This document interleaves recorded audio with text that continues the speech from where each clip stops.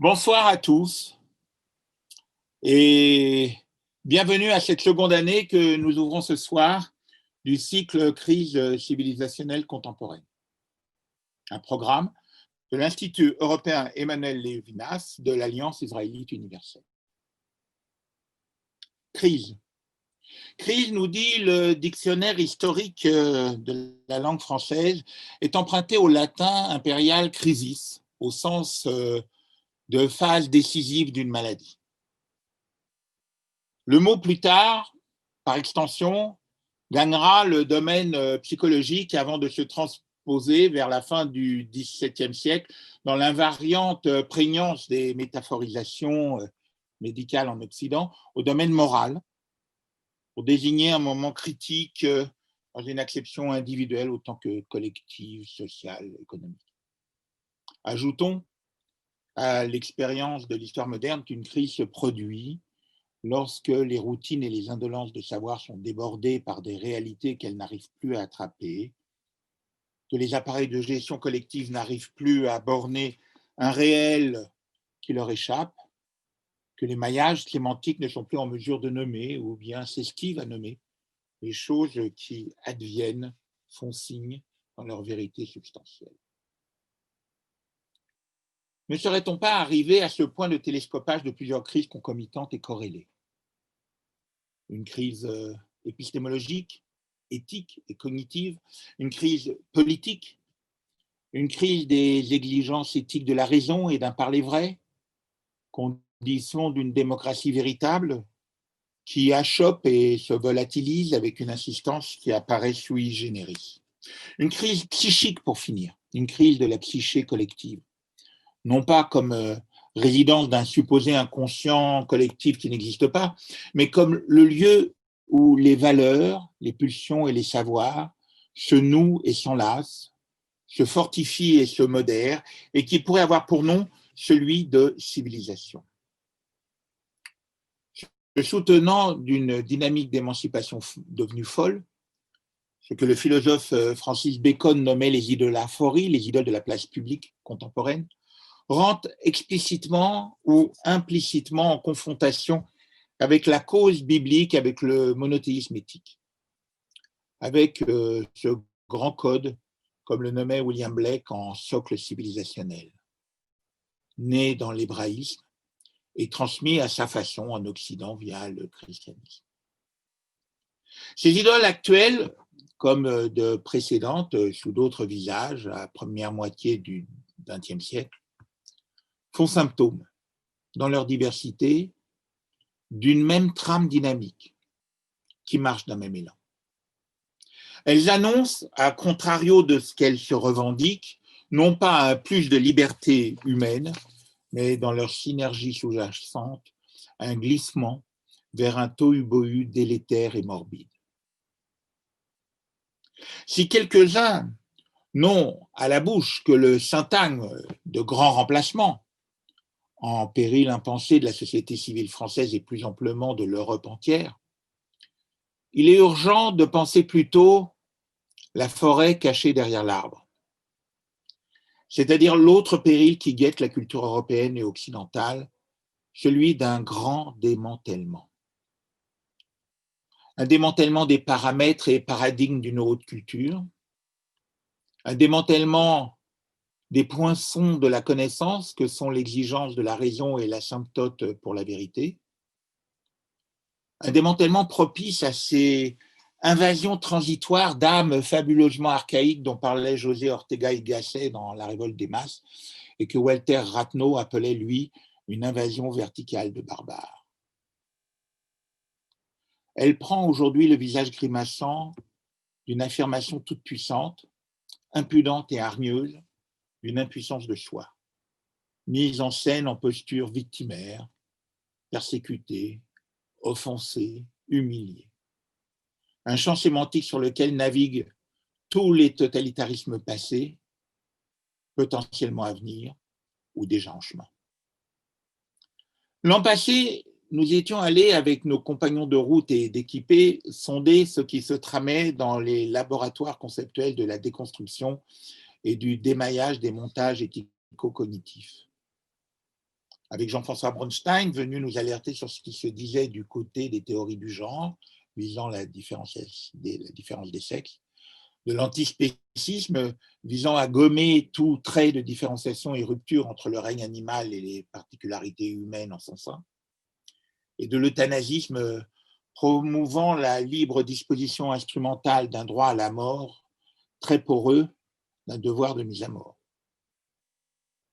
Avec Roland Gori sur la fabrique des terroristes dans un monde sans esprit, avec Monette Vacquin sur la neutralisation des pères et des mères et la désexualisation de l'origine, avec François Rastier autour de la dite post-vérité et ses inquiétantes convergences, avec Jean Slamovitch sur l'écriture inclusive et les offensives politico-épistémologiques dont elles sont l'instrument, avec encore Dominique Folstein et les projets transhumanistes avec pour horizon la procréation artificielle de fils et de filles de personnes. Vous les retrouverez chacun, pour ceux qui les ont manqués, sur YouTube, sous le titre générique de ce programme. Cette année, nous changeons d'étage. Nous allons plutôt vers l'espace public, sonder ce qui se trame dans les grands appareillages socialisateurs, l'université, les médias, l'alphabétisation et le bagage lexical, la santé, la justice, la famille, les nouvelles technologies IA pour intelligence artificielle. Rejoindront ainsi notre équipée pour les prochaines séances, Daniel Dayan, Alain Tolila, Philippe Abastado, Antoine Garapon, Maurice Berger, Pierre-Antoine Chardel, Paul Zawadzki. Vous avez compris, avec Günther Anders, nous avons fait nôtre dans ce programme d'ajouter un appendice, un codicile au Lévitique en héritage. Oh, tu aimeras ton prochain comme toi-même, il semble aujourd'hui nécessaire d'ajouter, tu inquiéteras ton prochain comme toi-même. J'ai demandé à Brice Couturier de venir ouvrir cette seconde année pour nous parler de ce qui se trame dans les universités et ce qu'il y aperçoit de ce qui ça y est annonce. Brice Couturier, beaucoup le connaissent, du moins déjà par les ondes radiophoniques. Brice est journaliste, essayiste et universitaire. Au cours des 20 dernières années, sur France Culture, il a présenté les émissions Cause commune, consacrées à l'actualité européenne et du grain à moudre au débat de société. Il a été éditorialiste au Matin de France Culture, Les idées claires, puis sur Culture du Monde, Le tour du monde des idées. Il collabore également à l'hebdomadaire Le Point. Il a publié plusieurs ouvrages, parmi eux Une saine jeunesse, Réflexion sur la question Goy avec Guy Konopnicki, et dernièrement 1969, année fatidique. Il fut également d'une aventure éditoriale, celle de la revue Le Meilleur des Mondes, qui en son temps ne rencontra pas encore un public au moment de sa parution, malgré ou probablement à cause de sa qualité. La revue Le Meilleur des Mondes, identifiée comme un surgeon français du néoconservatisme nord-américain, celui qui avait pour maître Léo Strauss et également un certain Alan Bloom. Voilà ce qui vaut déjà à Brice Couturier bien des lettres de crédit. J'ajouterai à ce sommaire énoncé deux choses que nous partageons, d'où découle une troisième qui va le compagnonnage.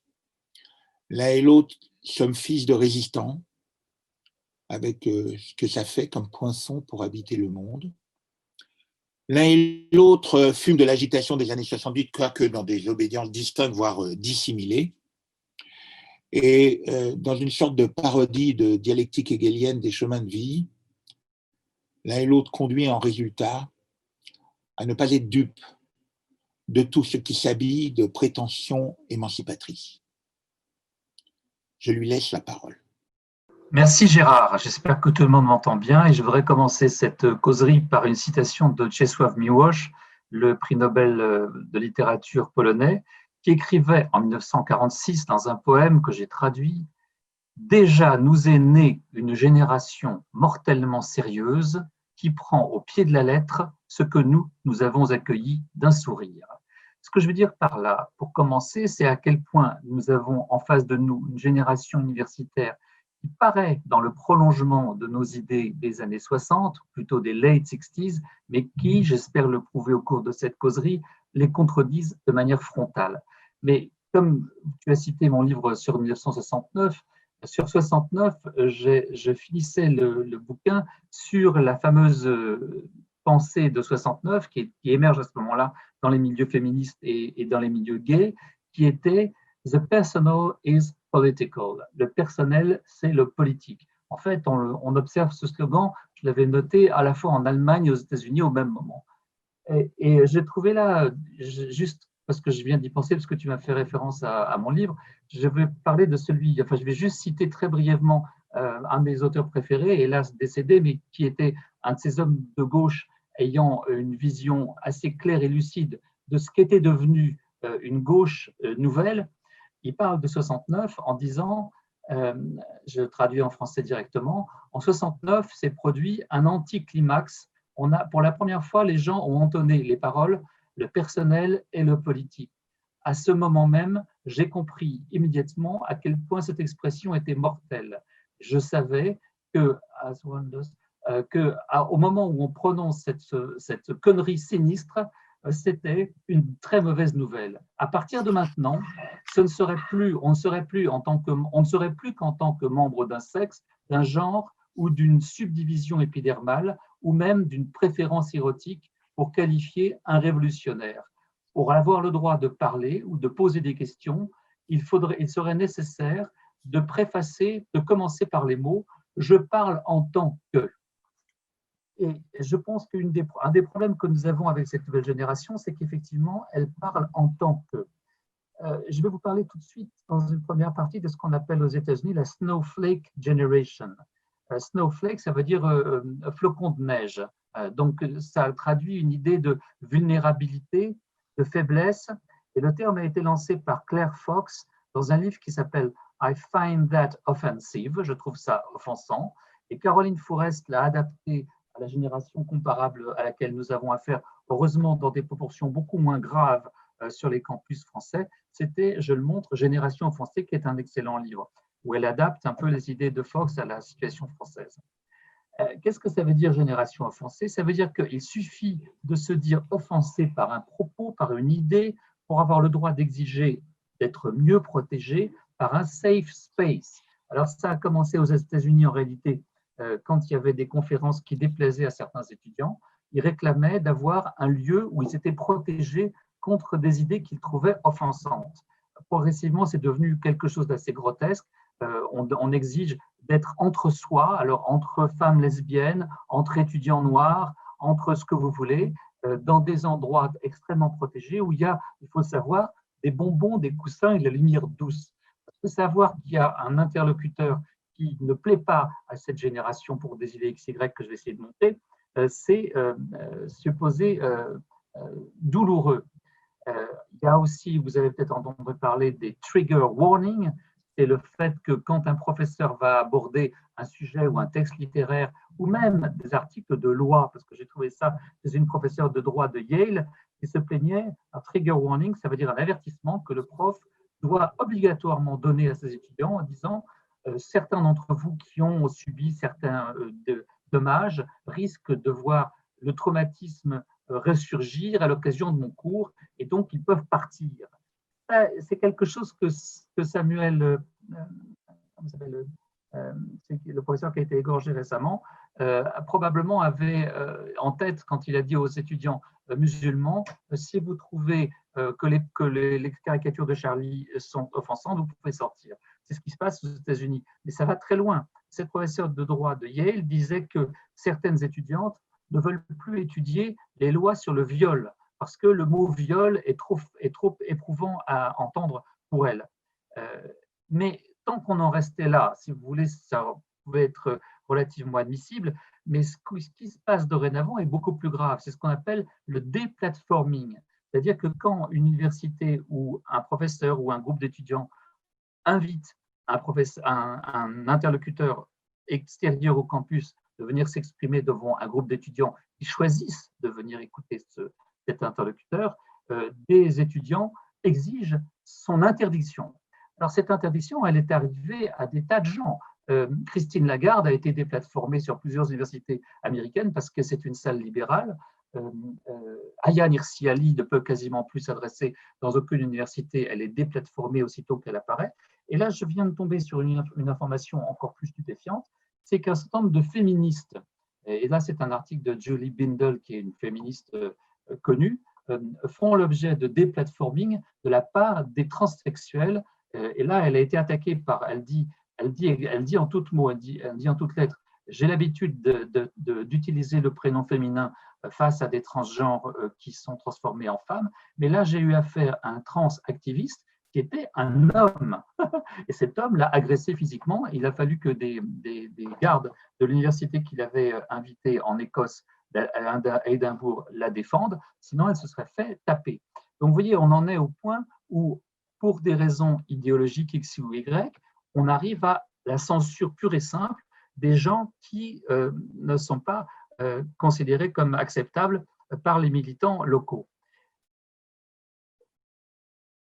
Dans le passé, la jeunesse était l'âge des expérimentations. On explorait ses limites, on innovait, on transgressait les normes en vigueur, on cherchait à affirmer son individualité. C'était vraiment le programme des années 60, des late 60s. Alors, comme je le montre un peu dans mon ouvrage sur 69, il y a eu probablement des excès.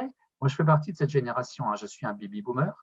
Il y a eu probablement des excès, mais en attendant, la jeunesse était cet âge des expérimentations, cet âge de la prise de risque, si vous voulez, et de l'expérimentation de normes nouvelles, de tester les limites pour voir jusqu'où on pouvait aller. Peut-être avons-nous été trop loin, mais je pense que ce qui s'est passé aujourd'hui, ce qui se passe aujourd'hui est terrible. C'est un terrible recul, une terrible régression par rapport aux idéaux d'émancipation qui étaient les nôtres. Et en même temps, cette idéologie qu'on appelle woke, de l'éveil, des éveillés, quelque part, se réclame de nos idéaux des années 60. Elle se proclame antiraciste, elle se proclame féministe, elle se proclame défenseuse des minorités, dont les homosexuels. Mais elle le fait d'une manière telle, comme je vais essayer de le prouver dans la suite de cette intervention, de manière extrêmement agressive et en utilisant la censure. Alors certes, dans les années 60, l'optimisme des temps se prêtait aux expérimentations que j'indiquais tout à l'heure. La croissance était formidable, le progrès matériel et technique était continu, c'était l'âge de la télévision en couleur et des voyages dans la Lune. 69, c'est la première fois qu'un homme pose les pieds dans la Lune. Et surtout, l'Occident, malgré la guerre du Vietnam, avait le sentiment d'être globalement du bon côté de l'histoire face au bloc soviétique. Aujourd'hui, évidemment, la génération dite des millennials, alors pour faire simple, on va dire que c'est les personnes qui sont nées entre 1980 et 2000, même si certains la situent plutôt entre 82 et 2004, mais qu'importe, ces jeunes gens ont été élevés dans l'idée que le monde est un endroit dangereux et qu'il faut les protéger. Il y a un livre que j'aime bien,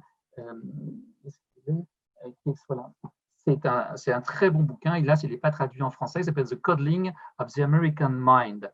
Et entre autres, on trouve dans ce livre, donc ça veut dire le pouponnement, le biberonnage de l'esprit américain, on trouve dans ce livre un fait tout simple. Dans les années 60 et 70, nous avons tous eu le droit de faire le tour du pâté de maison à vélo quand on était jeune, quand on avait moins de 16 ans. Aujourd'hui, et depuis déjà une vingtaine d'années, aux États-Unis, c'est interdit, c'est impossible, c'est trop dangereux. Les parents interdisent à leurs enfants d'aller s'éloigner de la maison de plus de quelques mètres, tout seul à vélo. La nouvelle, évidemment, le monde est devenu un endroit dangereux à cause du terrorisme, des violences, des épidémies aujourd'hui, des crises économiques à répétition. Donc, on voit bien que cette nouvelle génération a été élevée dans un esprit très différent de l'optimisme à tout crin qui est celui que j'ai connu dans ma jeunesse des années 60 et 70. La nouvelle jeunesse entend être protégée contre les risques, elle est hyper anxieuse. D'ailleurs, les psychologues remarquent que les cas de dépression chez les jeunes aujourd'hui sont spectaculairement élevés, en particulier dans les pays anglo-saxons, c'est véritablement astronomique. Alors, cette jeunesse, elle est par ailleurs victime des écrans, elle a perdu l'habitude en réalité de la rencontre en tête-à-tête, celle où on se regarde dans les yeux. Certes, ils interagissent toute la journée, mais seuls dans leur chambre, face à leur iPhone, à leur tablette, c'est le cas de mes enfants. Alors, ils nous paraissent, quand on les voit dans les cafés, les uns à côté des autres, tous avec leur iPhone à la main, ils nous paraissent calmes, mais en réalité, ils sont profondément anxieux.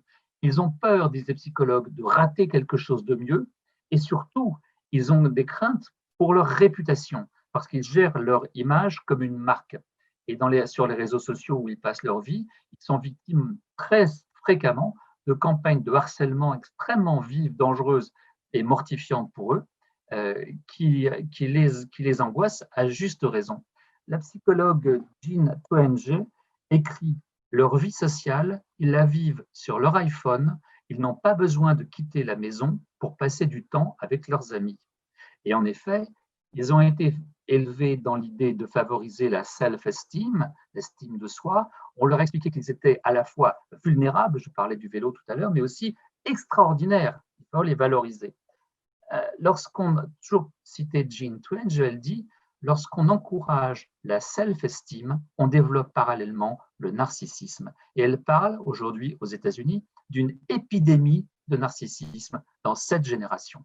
Ils sont fame obsessed, écrit Joel Stein, obsédés de célébrité. Ils ont baigné en effet dans la culture du reality show, qui sont de véritables documentaires sur la personnalité narcissique. Et le rêve, figurez-vous, le job préféré des jeunes américaines dans le secondaire aujourd'hui, après une étude récente, quel est le job préféré des jeunes filles? C'est plus comme avant comédienne, non, c'est assistante de célébrité. D'ailleurs, il y a un film là-dessus et on voit bien qu'à quel point c'est. Alors, vous me direz que Christopher Nash, dont j'ai ressorti le bouquin, avait déjà parlé dans le complexe de Narcisse, avait déjà parlé de cette montée de ce qu'il appelait la nouvelle sensibilité américaine, cette montée d'un nombrilisme à tendance psychothérapeutique. Les gens passent leur temps à s'analyser. Et il montrait que ce repli dans la sphère privée était causé notamment, on y revient, par une désillusion envers l'échec des idéaux révolutionnaires des 60s.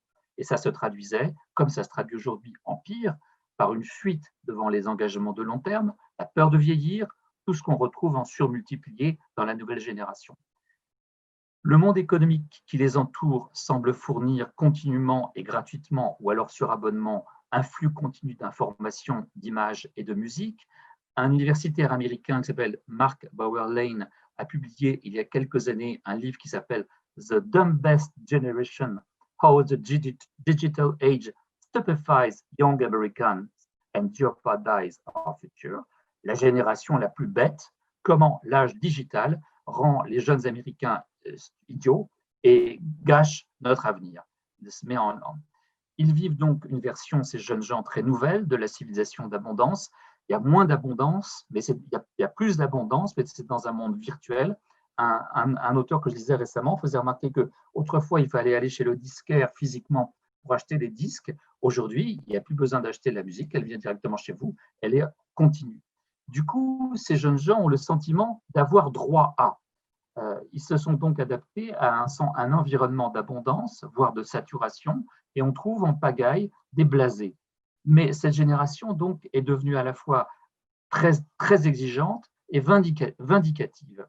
Lorsque le monde réel les déçoit, il ne leur fournit pas les gratifications auxquelles ils estiment avoir droit, ils entrent en dépression ou se mettent en colère. Donc là, je voudrais dire deux mots de ce livre, The Coddling of the American Mind. C'est évidemment, le titre même vous indique qu'il s'agit en réalité d'une allusion au livre d'Alan Bloom, dont on avait beaucoup parlé il y a une vingtaine d'années, qui s'appelait, il y avait aussi The American Mind, c'était The Closing of the American Mind. Et évidemment, ce n'est pas le même sujet, mais quelque part, il y a beaucoup de points communs à faire. Donc, c'est un livre qui a été écrit par un psychologue, Jonathan Haidt, qui est très connu, et Greg Lukianoff, qui est un spécialiste des questions d'éducation. Au début, il s'agissait d'un article paru dans la revue The Atlantic en septembre 2015, et c'est devenu un livre qui est vraiment un immense succès. Je vous le conseille vivement, j'espère qu'il va être traduit un jour, parce que franchement, c'est une merveille. On y montre combien, alors c'est de là que je tire les trigger warnings, on montre à quel point la political correctness, qui est donc un phénomène des années 80-90, a dérapé quelque part très récemment, dans les années 2010, entre 2010 et 2020. On a commencé par modifier le corpus des œuvres étudiées parce qu'il comportait trop d'auteurs vieux, blancs et morts. On a donc créé des safe spaces pour le bien-être émotionnel des étudiants. on en est arrivé à des extrémités qui frisent le ridicule. La réponse la plus probable implique un changement de génération, je les cite, car c'est l'enfance elle-même qui a beaucoup changé durant la dernière génération. Ces enfants ont grandi dans une culture beaucoup plus politisée et polarisée. Le phénomène, évidemment, Trump et tout ce qui se passe sur les réseaux sociaux a fait éclater véritablement la vie politique américaine en des camps qui sont d'une hostilité qui frise. Enfin, on estime aujourd'hui que la polarisation politique aux États-Unis est digne de celle qu'on a connue à l'époque de la guerre de sécession, et on n'est pas très loin d'une guerre civile dans ce pays. Et Trump, évidemment, a beaucoup contribué à cette polarisation. On peut s'attendre à ce que cette hostilité et l'autosatisfaction, ah oui, très important, la self-righteousness, ça c'est quelque chose que Jonathan Haidt avait étudié par ailleurs dans un autre bouquin. C'est le sentiment formidable d'être du côté de la justice, le sentiment d'être ensemble du côté de la justice et du bon droit, qui provoque une intolérance extraordinaire et qui conduit à refuser toute liberté d'expression à ceux qui ne partagent pas les avis et les idéologies du groupe d'appartenance. Il note aussi que la pensée critique dans ces conditions apparaît comme un manque de loyauté envers le groupe d'appartenance, susceptible de l'affecter négativement.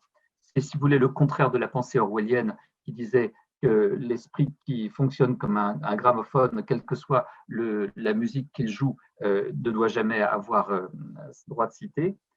Et puis, évidemment, il y a le rôle inflammatoire des réseaux sociaux, les problèmes psychologiques sévères.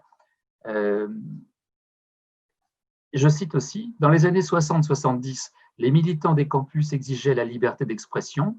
Les radicaux avaient repoussé les limites en se moquant bien des sensibilités dominantes. C'était une période où il fallait tout dire et vaincre la censure. Le paradoxe, c'est que dans les mêmes universités où on a vu arriver le Free Speech Movement en 1966, très précisément à Berkeley, aujourd'hui, dans cette même université, le free speech est condamné officiellement parce que l'idée, c'est que la pensée dominante, la pensée des mâles blancs hétérosexuels imprègne tellement le logos que celui-ci n'est pas accepté sur le campus. Je passe, ça serait trop long. Je voudrais en arriver à l'idée du woke. Donc, je vous disais, les woke, c'est l'idée qu'il faut être éveillé. Awake, woke. C'est le mot de code. Allô? Allô? Merde. Allô? Hein, perdu là. Merde. Allô? Allô? Voilà. Vous m'avez? Je ne vous entends pas. Vous m'entendez? Je n'entends plus personne. Je ne t'entends pas. Mais vous m'entendez? Je continue? Oui? Ok. Moi, je ne vous entends plus. Woke, je vais faire allusion ici à un article de Ed West sur lequel j'ai pris quelques notes et que je vais vous livrer ici. Woke, c'est donc, je disais, c'est le fait de se sentir éveillé, mais c'est le contraire de, évidemment, on pourrait penser qu'il s'agit de l'enlightenment, des lumières, mais encore une fois, les lumières sont extrêmement mal vues par le mouvement woke. Les lumières sont considérées comme, encore une fois, la pensée de mâles blancs, occidentaux, européens. On les accuse mieux que ça, on les accuse, les lumières, d'avoir contribué à l'invention du racisme et à l'esclavage, ce qui est quand même assez paradoxal. Mais l'idée, si vous voulez, c'est que la modernité occidentale en elle-même, issue des Lumières, est responsable du colonialisme et que donc, dans cette mesure, elle n'a plus le droit de citer. Dans un article de Ed West qui s'appelle « Don't kid yourself, this is not 68 », il fait ce rapprochement que je faisais tout à l'heure entre les années 60, les late 60s et le mouvement woke aujourd'hui. Parce que les manifestants américains descendus dans la rue à l'appel de Black Lives Matter sont des jeunes étudiants, on s'est empressé de les comparer aux contestataires de 68. Mais la différence, note Ed West, est profonde. D'une part, parce que le big business, la fonction publique, les l'administration des universités était aux mains des conservateurs dans les années 60 et que le mouvement de rébellion, dont je faisais partie dans les années 60 et 70, contre ces institutions, était profondément radical. Il s'agissait de contester des pouvoirs. Aujourd'hui, c'est le contraire. Par contraste, les protestataires du grand réveil de 2020 ont le soutien presque universel de l'establishment, puisque presque toutes les institutions d'élite aux États-Unis soutiennent en réalité les protestataires, et le big business, on l'a vu en particulier, a soutenu à fond Black Lives Matter. En fait, dit Ed West, la seule institution à ne pas applaudir le mouvement, c'est la police aux États-Unis. Tout ce qui incarne l'autorité et les institutions, en fait, c'est vautré par lâcheté ou par complaisance envers un mouvement qui a dérapé, il faut quand même le savoir, à plusieurs endroits des États-Unis en agression des magasins et des gens. Le plus étonnant, même le milieu médical s'est finalement rangé officiellement derrière les manifestants en pleine épidémie, sous prétexte que le racisme aussi est une crise sanitaire. Mais les acteurs du show business feignent de risquer leur carrière en soutenant publiquement le mouvement. On pense à John Boyega, alors que la réalité, c'est tout à fait différent. Il est presque impossible de critiquer publiquement le mouvement. C'est là qu'on risque sa carrière. Comme l'a écrit Scott Alexander, il ne s'agit pas de jeunes gens qui protestent contre les valeurs et les normes de la société comme en 68. Ce qu'ils exigent, c'est que la société adopte davantage de leurs normes et qu'elle les applique de manière plus sévère et qu'elle punisse ceux qui leur désobéissent. L'antiracisme n'est certainement pas poursuivi comme dans le Sud dans les 60s. Ce n'est pas seulement la norme de la société américaine polie, c'est une religion aujourd'hui. Si les Américains sont devenus obsédés par ce sujet, le racisme, ce n'est nullement parce que la société américaine serait plus raciste que celle des autres parties du monde, mais au contraire parce qu'elle est obsessivement moins raciste. Il y a donc une nouvelle orthodoxie. Oser la mettre en question, c'est risquer son job et non l'inverse. C'est donc le contraire de 68 où les professeurs étaient virés. J'ajoute que un des problèmes du moment avec cette fixation sur le racisme aux États-Unis, c'est que la société américaine est probablement la moins raciste du monde et de toute l'histoire. Les États-Unis ont été un pays épouvantablement raciste. Ils l'étaient encore dans les années 60, et c'est contre cela que Martin Luther King s'est dressé, mais il le faisait au nom de valeurs universelles, au nom de la non-signification de la couleur de peau. Aujourd'hui, on a affaire à un renversement complet, où au contraire, la couleur de peau est devenue une valeur en soi, et surtout, il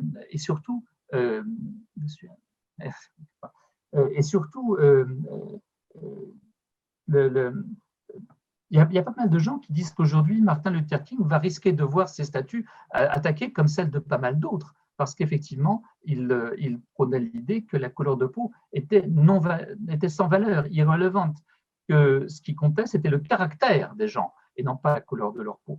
On est en train de tourner le dos à cette idée de l'antiracisme. Et oui, ce que je voulais dire, c'est que le racisme est d'autant plus agité comme un spectre menaçant de manière imminente les jeunes Américains dans les campus, qu'il est absolument absent des campus américains. Mais vous avez toute une agenture, vous avez toute une ingénierie, je dirais, de la diversité sur les campus qui ont besoin d'avoir du grain à moudre, de trouver des micro-agressions, comme on dit, qui permettent de justifier simplement leur salaire et leur fonction. On a vu des professeurs exclus pour on a vu, oui, c'est l'exemple le plus fameux, c'est celui de ce fameux biologiste américain qui avait critiqué le fait que le bureau de la diversité, c'était à Yale, avait donné une liste des déguisements qui étaient tolérés pour Halloween. Et il disait, entre autres, alors que bien sûr, il est interdit de se maquiller en noir, mais ça, tout le monde le sait depuis longtemps, mais il ne fallait pas non plus se déguiser en geisha, parce que c'est une forme de s'emparer de la culture d'autrui. Il ne fallait pas porter de chapeau mexicain, parce que c'est insultant envers la culture mexicaine, etc. etc. Ce qu'on appelle l'appropriation culturelle, vous avez sans doute entendu parler de ça. Donc, l'appropriation culturelle implique un certain nombre d'interdictions. Et dans le cadre de cette Halloween de Yale, il y avait une liste des interdits. Ce professeur, dont j'oublie le nom, mais je sais que c'est un fameux biologiste, a fait, c'est sa femme, oui, c'est sa femme, qui était professeur d'éducation et qui est une spécialiste de l'éducation, a envoyé un mail aux étudiants en disant: je pense que les étudiants de Yale sont assez grands pour savoir ce qui se fait ou ce qui ne se fait pas, ce qui serait de mauvais goût, ce qui serait raciste, ce qui ne l'est pas. Elle a été l'objet de violence. Leur maison a été attaquée à coups d'encrier, etc. On leur a jeté des œufs. Le professeur, on lui a demandé, son mari, qui est un grand biologiste, on lui a demandé de se désolidariser de sa femme, ce qu'il a refusé de faire. Et ils ont dû quitter Yale tous les deux. À la fin de l'année, c'était en 2019. Voilà, on en est là, ces formes d'intolérance qu'on n'imaginait pas du tout dans les années 60, et de conformisme intellectuel. Ah oui. L'idée donc qu'il s'agirait d'un héritage des 60s est particulièrement faux. Il y a quelqu'un qui s'appelle Wesley Young qui travaille dans la revue, qui est éditorialiste à la revue Tablet, qui est à mon avis la grande revue juive américaine intellectuelle d'aujourd'hui, Tablet. Et Wesley Young a trouvé une formule pour caractériser cette idéologie nouvelle, il l'appelle la successor ideology, l'idéologie qui succède. Elle succède à quoi? Effectivement, à la contestation des 60s. Il dit les jeunes progressistes ont marqué une nette rupture avec leurs ancêtres libéraux. Toujours pareil, aux États-Unis, liberal, ça veut dire de gauche, en gros. Mais c'est la gauche classique. Et c'est cette gauche-là qui est aujourd'hui mise en cause par les woke.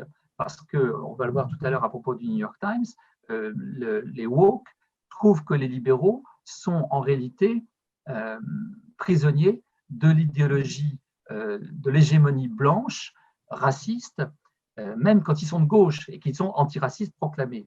Wesley Young donc dit: les idéaux des droits civiques exigeant l'indifférence à la couleur de peau, ceux de Martin Luther King, ont fait place à un antiracisme proactif. Pourquoi de nombreux collèges se sentent de se passer de toute défense face à des accusations violentes. Nous avons affaire à une révolution. Voilà, je cite une traduction que j'ai faite d'un article de Wesley Young qui s'appelle The Souls of Fellow Folk. Nous avons affaire à une révolution d'ordre moral pour laquelle certaines valeurs fondamentales du libéralisme, liberté de parole, droit de la défense, présomption d'innocence, sont conçues, je cite, comme des obstacles sur le chemin devant mener aux objectifs fixés par une certaine vision de la justice. Elle est mise en œuvre par des activistes, autrefois confinés à d'obscures poches du monde universitaire, mais qui sont devenues courantes dans les médias sociaux et le langage de tous les jours. On parle de social justice et de identity politics. La droite, elle, parle de néo-marxisme postmoderne, mais c'est la même chose. Et il relève que le département de l'éducation aux États-Unis en est arrivé à caractériser comme relevant du suprématisme blanc les mots perfectionnisme ou culte du mot écrit. Ce sont des idées qui viennent du monde des études postcoloniales. Et là, on commence à rentrer dans le vif du sujet français, parce que, comme vous savez, ces études postcoloniales, d'où vient en réalité l'idéologie woke, elles sont arrivées aujourd'hui en France. On a les études postcoloniales, on a des militants indigénistes, et l'indigénisme est évidemment un produit des post-cultural studies à la française. On est en train d'importer cette idéologie profondément racialisante qui refuse de considérer que la couleur de peau est sans importance, sans intérêt, et que ce qui est important, c'est ce qui est derrière, c'est ce qui est la personnalité et le caractère de la personne, et non pas son genre ou sa couleur de peau. Ce sont donc des idées qui viennent des études postcoloniales. Alors aussi, ce que remarque Ed West, et je pense aussi, je suis d'accord avec lui, c'est que dans ce fourre-tout des identity politics, les politiques de l'identité, à ce propos-là, il y a un livre absolument génial, et je vous laisse sortir et que je conseille la lecture. Il y en a deux en fait. Il y a ça, Marc Lilla, qui a été le premier. Alors lui c'est dès que Trump a été élu, il a mis en garde le Parti démocrate dont il est membre depuis toujours en disant, ce qui est bien, non, je ne montrerai pas bien, ça. Lilla, Marc Lilla, c'est un type qui est un spécialiste de littérature française par ailleurs aux États-Unis. Et Marc Lilla a fait ce livre pour mettre en garde le Parti démocrate sur le thème vous croyez gagner les élections face à Trump en agrégeant les minorités, les femmes, les noirs, les latinos, les homosexuels, etc. En fait, vous n'avez plus de projet citoyen, républicain pour les États-Unis et vous allez faire gagner Trump. Et c'est ce qui s'est produit. On s'imagine qu'on peut gagner des élections en agrégeant, c'est la fameuse formule de la coalition arc-en-ciel, en agrégeant des minorités sur la base de la défense de leur particularisme. En réalité, on fait cadeau à la droite, et dans le cas de Trump, à la pire des droites, de représenter l'ensemble du sens civique. Oui, l'autre livre, alors en français, excellent, très intéressant parce que Dubreuil enseigne aux États-Unis, il est prof aux États-Unis, donc il est au cœur vraiment du sujet. Et c'est un livre extraordinairement intelligent, extrêmement construit, formidable. Je vous recommande, c'est chez Gallimard, ça s'appelle La dictature des identités. La puissance qui est en train de transformer la gauche, les anciens libéraux, le libéralisme, qu'on appelle donc Great Awakening, ou Social Justice Warriors, ou intersectionnalité, c'est très important parce qu'en réalité, ça agrège des gens qui prétendent être unis dans le combat des minorités, mais qui en réalité se tirent dans les pattes les uns les autres. Je parlais à l'instant du fait que les féministes de l'ancienne génération, celles des années 60 et 70, sont aujourd'hui en but aux transsexuels, qui les considèrent, parce que les féministes refusent un certain nombre de privilèges, comme le fait d'être enfermés, on l'a vu, dans les prisons, un certain nombre de transsexuels aujourd'hui, qui ne sont pas toujours repérés, je veux dire, qui sont encore en partie des hommes et en partie des femmes, exigent d'être enfermés dans des prisons pour femmes. Et on a vu en Angleterre l'année dernière qu'un de ces soi-disant transsexuels a violé plusieurs de ses co-détenus parce qu'il avait exigé en tant que femme, je suis une femme, donc je veux être enfermé dans une prison pour femmes, et le politiquement correct a fait qu'on lui a accordé cette faveur.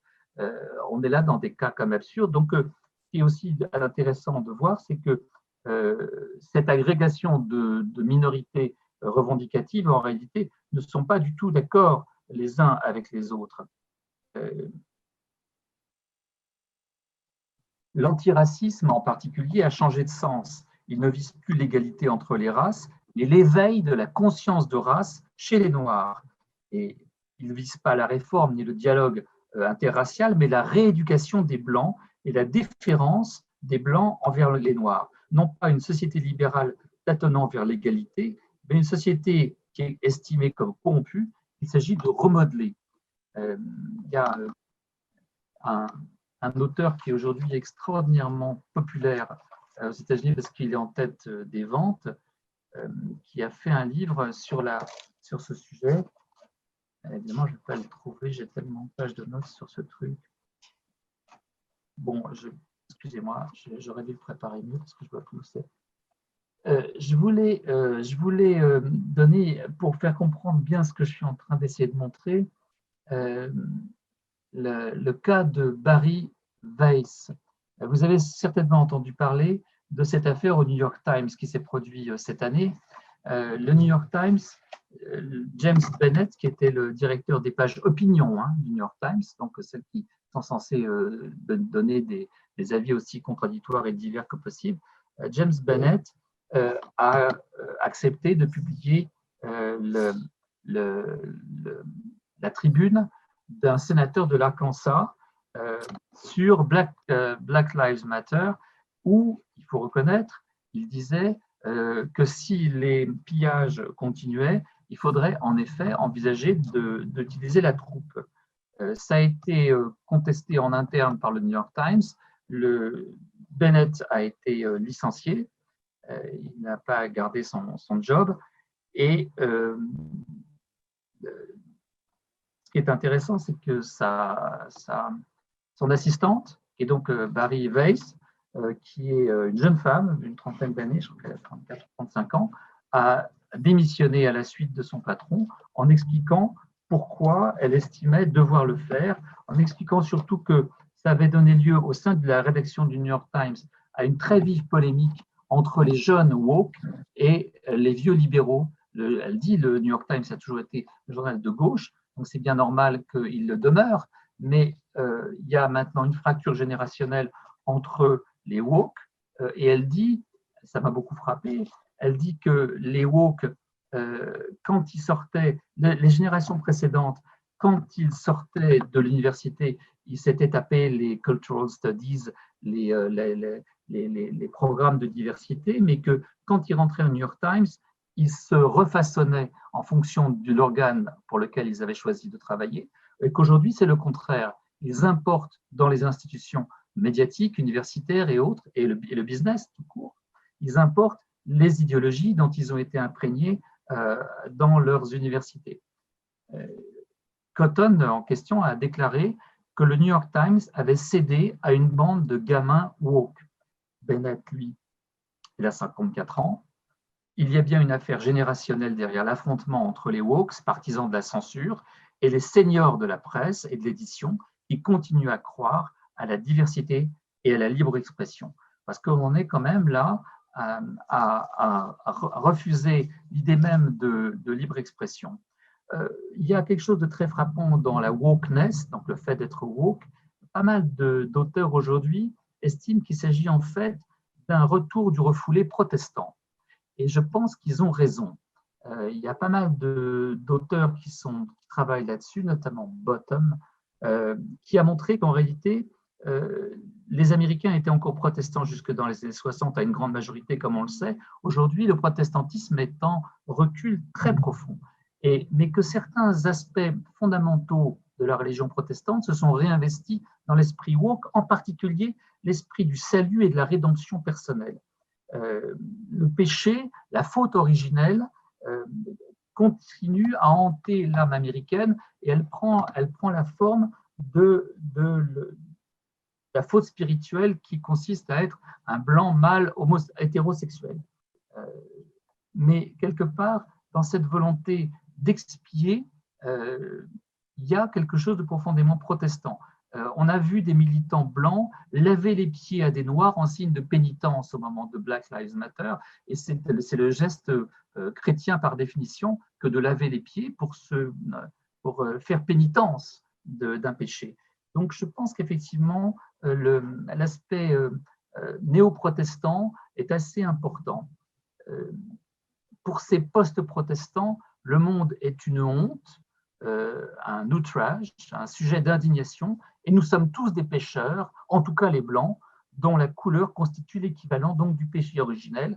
Il y a une culpabilité blanche, et c'est un mot qui est tout le temps employé dans les facs américaines, la white guilt, avec le white privilege, vous avez la white guilt. Parce que, alors évidemment, quelque part, oui, il y a une culpabilité blanche américaine, ce n'est pas un mythe, c'est l'esclavage, évidemment, qui a perduré jusqu'à la guerre de sécession avec les lois sudistes qui ont perduré jusque dans les années 60, l'interdiction qui était faite aux Noirs de voter, enfin le fait que les Noirs avaient, jusqu'aux années 60 en réalité, dans le Sud, une quasi-impossibilité de se rendre dans les bureaux de vote, et l'interdiction et le refus jusqu'aux années 60 de la mixité raciale dans les établissements d'enseignement. Donc, oui, il y a une white guilt et quelque part, elle est fondée. Mais si vous voulez, ce que je redoute, moi, c'est que cette idéologie américaine qui a des raisons d'exister en raison de l'histoire même des États-Unis, soit importée chez nous où elle n'a rien à faire. Parce qu'on n'a pas du tout les mêmes sujets. Il n'y a pas eu d'apartheid en France. Mais pour revenir à Barry Weiss, ou Weiss, je ne sais pas comment la prononcer, je voudrais lire quelque chose qui vous intéressera, je pense, parce que c'était dans la revue Tablette, précisément. Elle a publié un article tout récemment qui est une adresse en fait aux Juifs américains, qui s'appelle Stop Being Shocked. C'est un très long papier, et il est remarquable, il a été publié le 15 octobre dernier, c'est tout récent. Stop being shocked, ça veut dire cessez de dire que vous êtes choqué. Pourquoi?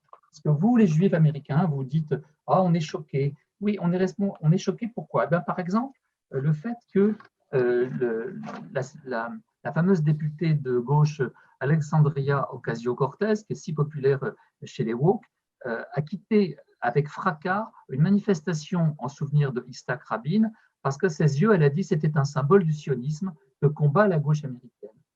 Et ce qu'elle critique, Barry Weiss, c'est la lâcheté de pas mal de leaders communautaires juifs qui feignent de ne pas voir l'antisémitisme le plus évident qui est à l'œuvre aujourd'hui dans le camp néo-progressiste, qui n'était évidemment pas du tout le cas des liberals des années 60. Il y avait une confluence entre les militants juifs qui avaient eux-mêmes subi pas mal d'antisémitisme et les Noirs américains qui se battaient pour la reconnaissance de leurs droits. Il y avait une communauté de combat. Les Juifs américains qui pensent qu'en se soumettant aux tests de loyauté constamment renouvelés, pourront plus ou moins maintenir le vieux statu quo à leur place, on se trompe. Ils ne voient donc pas les discours qui font des Israéliens les nouveaux nazis, les graffitis Free Palestine, Palestine, qui ont surgi sur certaines synagogues américaines, le maire de New York, Bill Blasio, mettant en cause la communauté juive dans l'épidémie du Covid. On en est quand même là dans la gauche américaine. Évidemment, dit Barry Weiss, parce qu'elle y travaillait, les faits ne figurent jamais dans le New York Times. On les passe sous silence parce qu'il ne faut pas choquer la communauté, il faut qu'elle dorme en fait. Le problème, évidemment, personne ne leur explique pourquoi un mouvement émergent qui prétend faire avancer les idéaux que les Juifs ont toujours soutenus, équité, justice, réparation des torts historiques, semble aujourd'hui faire exactement le contraire. Évidemment, il y a le problème Trump, elle le souligne. Je le disais tout à l'heure, quand on a affaire à un Trump, on a tendance à resserrer les rangs de la gauche en face de lui parce que c'est un provocateur raciste. Mais, là je la cite, ou je la résume, le libéralisme d'autrefois professait la croyance en l'égalité de tous les hommes, créés à l'image de Dieu, le caractère sacré de l'individu et sa supériorité sur le groupe ou la tribu, l'état de droit, l'égalité devant la loi, le respect des règles de procédure judiciaire, la présomption d'innocence, le pluralisme comme source de force, la tolérance, la liberté de penser, de croire et de parole, enfin, le sentiment que beaucoup de choses, et le plus important pour nos vies, se trouvaient hors du registre de la politique. J'aime bien cette phrase. Enfin, le sentiment que beaucoup de choses, et les plus importantes pour nos vies, se trouvaient hors du registre de la politique. Bref, le libéralisme d'avant, qui voyait dans les lumières, dans les outils de la raison, dans les méthodes scientifiques, dans l'esprit critique, des instruments qui étaient à la disposition de tous, puisque la raison est universelle. Nous condamnions le racisme parce qu'avec Martin Luther King, nous pensions qu'on ne doit pas juger les gens en fonction de particularités innées comme la couleur de leur peau. Nous savions bien que les USA, comme tous les autres pays du monde, n'étaient pas une société parfaite, mais nous pensions pouvoir l'améliorer. Ce n'est plus le cas. Le libéralisme américain est assiégé. Il y a une nouvelle idéologie qui postule à son remplacement. Elle n'a pas encore de nom, et c'est un sujet très intéressant, mais ce n'est certainement pas le vieux libéralisme américain tel qu'on l'a connu. Alors certains disent que c'est une mixture de postmodernisme, de postcolonialisme, de politique des identités, de néo-marxisme, de théorie de critique raciale, d'intersectionnalité, voire de mentalité thérapeutique, mais cette idéologie proclame que nous sommes en guerre, et c'est ça je crois qu'il faut vraiment retenir, que nous sommes en guerre et qu'en guerre, les règles normales du jeu, telles que la procédure judiciaire impartiale, le compromis politique, la liberté d'expression, la raison elle-même, doivent être suspendues. Pire, que ces règles elles-mêmes sont corrompues, puisqu'elles ont été conçues par des hommes blancs à seule fin de maintenir leur pouvoir.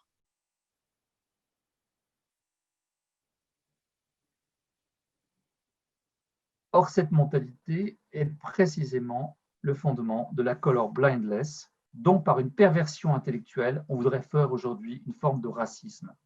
Le racisme n'est plus, oui, ça aussi très intéressant. Le racisme, j'ai trouvé un auteur qui parle de racisme 1.0 et de racisme 2.0.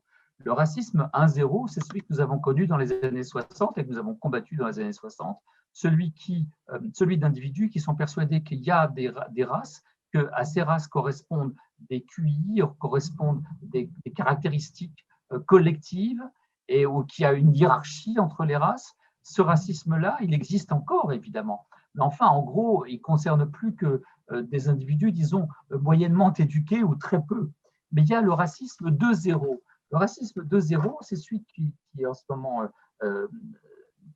soi-disant combattu sur les campus américains. C'est celui qui dit que la société, que non, même si les individus proclament leur non-racisme, et d'ailleurs c'est toute une histoire aussi, parce qu'on ne doit pas dire qu'on est non-raciste, mais qu'on doit dire qu'on est antiraciste, c'est-à-dire qu'on adhère à l'idéologie des militants antiracistes, y compris dans les dérives que je vais indiquer tout à l'heure, qui sont notamment l'antisémitisme. La nouvelle doxa antiraciste 2.0 postule que même les individus blancs qui disent et qui agissent de manière non raciste le sont quand même de manière très souterraine parce que la société américaine connaît un racisme systémique, comme on dit, un racisme structurel, et que par conséquent, même des antiracistes proclamés doivent faire l'objet de stages de rééducation, parce qu'on en est là quand même, dans certaines entreprises. Il y a des espèces de stages dits de sensibilisation qui sont des stages de rééducation, qui sont animés notamment par cette femme qui s'appelle D'Angelo. C'est amusant parce c'est une prof blanche, mais elle est devenue la grande spécialiste en stage de rééducation. Elle a beaucoup de succès, elle gagne énormément d'argent en faisant ça dans les entreprises. Elle va sensibiliser les gens à leur racisme inconscient et surtout au racisme structurel de la société américaine qui fait que les Blancs ont des privilèges particuliers. On en est là.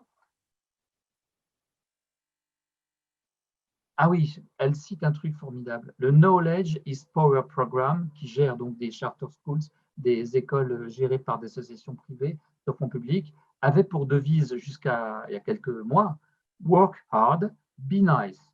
Travail dur, sois gentil. Eh bien, le work hard a été supprimé car il stigmatiserait les Noirs en entretenant les illusions de la méritocratie. On en est quand même là. Un livre récent résume le mieux cette idéologie, celui dont je parlais tout à l'heure, How to be an Anti-Racist de Ibram X. Kendi, qui est en tête de tous les best-sellers en ce moment aux États-Unis. Son auteur insiste sur le fait qu'il n'y a plus que deux camps, celui des racistes et celui des antiracistes. Il n'y a pas de non-racistes, dit-il, et on ne peut pas être neutre dans ce combat. Avec les propos qui sont ceux de Ibram X. Kendi, ajoute Weiss, de nombreux propos de Martin Luther King tomberaient sous le coup de la loi. Kendi réclame d'ajouter un amendement à la Constitution américaine, un amendement antiraciste, pour réparer le péché originel du racisme. Il réclame la création d'un ministère de l'antiracisme doté de pouvoirs d'investigation dans les administrations et les entreprises privées, chargé, SIC Ibram X. Kendi, de punir ceux qui n'acceptent pas volontairement de modifier leurs politiques et leurs idées racistes, parce qu'ils sont racistes même s'ils ne le savent pas. Et savoir aussi que c'est quand même extraordinaire, ce Kendi occupe à présent la chaire Elie Wiesel à l'université de Boston, et il proclame qu'être antiraciste, c'est voir toutes les cultures dans leurs différences au même niveau comme égales, avec un pareil relativisme sur quoi pourrait-on interdire les crimes d'honneur ou les mariages d'enfants. Quant aux Juifs, on sait ce qu'ils risquent des idéologies qui leur dénient toute spécificité. D'ailleurs, le sionisme est immanquablement critiqué comme colonialisme. Quand le business des Juifs est pillé, c'est parce que les Juifs sont le visage du capital. Et comme l'a écrit le philosophe Peter Boghossian, l'idéologie qu'est l'orthodoxie morale dominante dans nos universités s'est répandue dans toutes les composantes de la vie américaine, les maisons d'édition, la technologie, les arts, le théâtre, les journaux, les médias, et de plus en plus les grandes entreprises elles-mêmes. Elle n'a pas pris le pouvoir sur un ordre d'en haut, mais s'est emparée des moyens qui servent à produire du sens par le bas.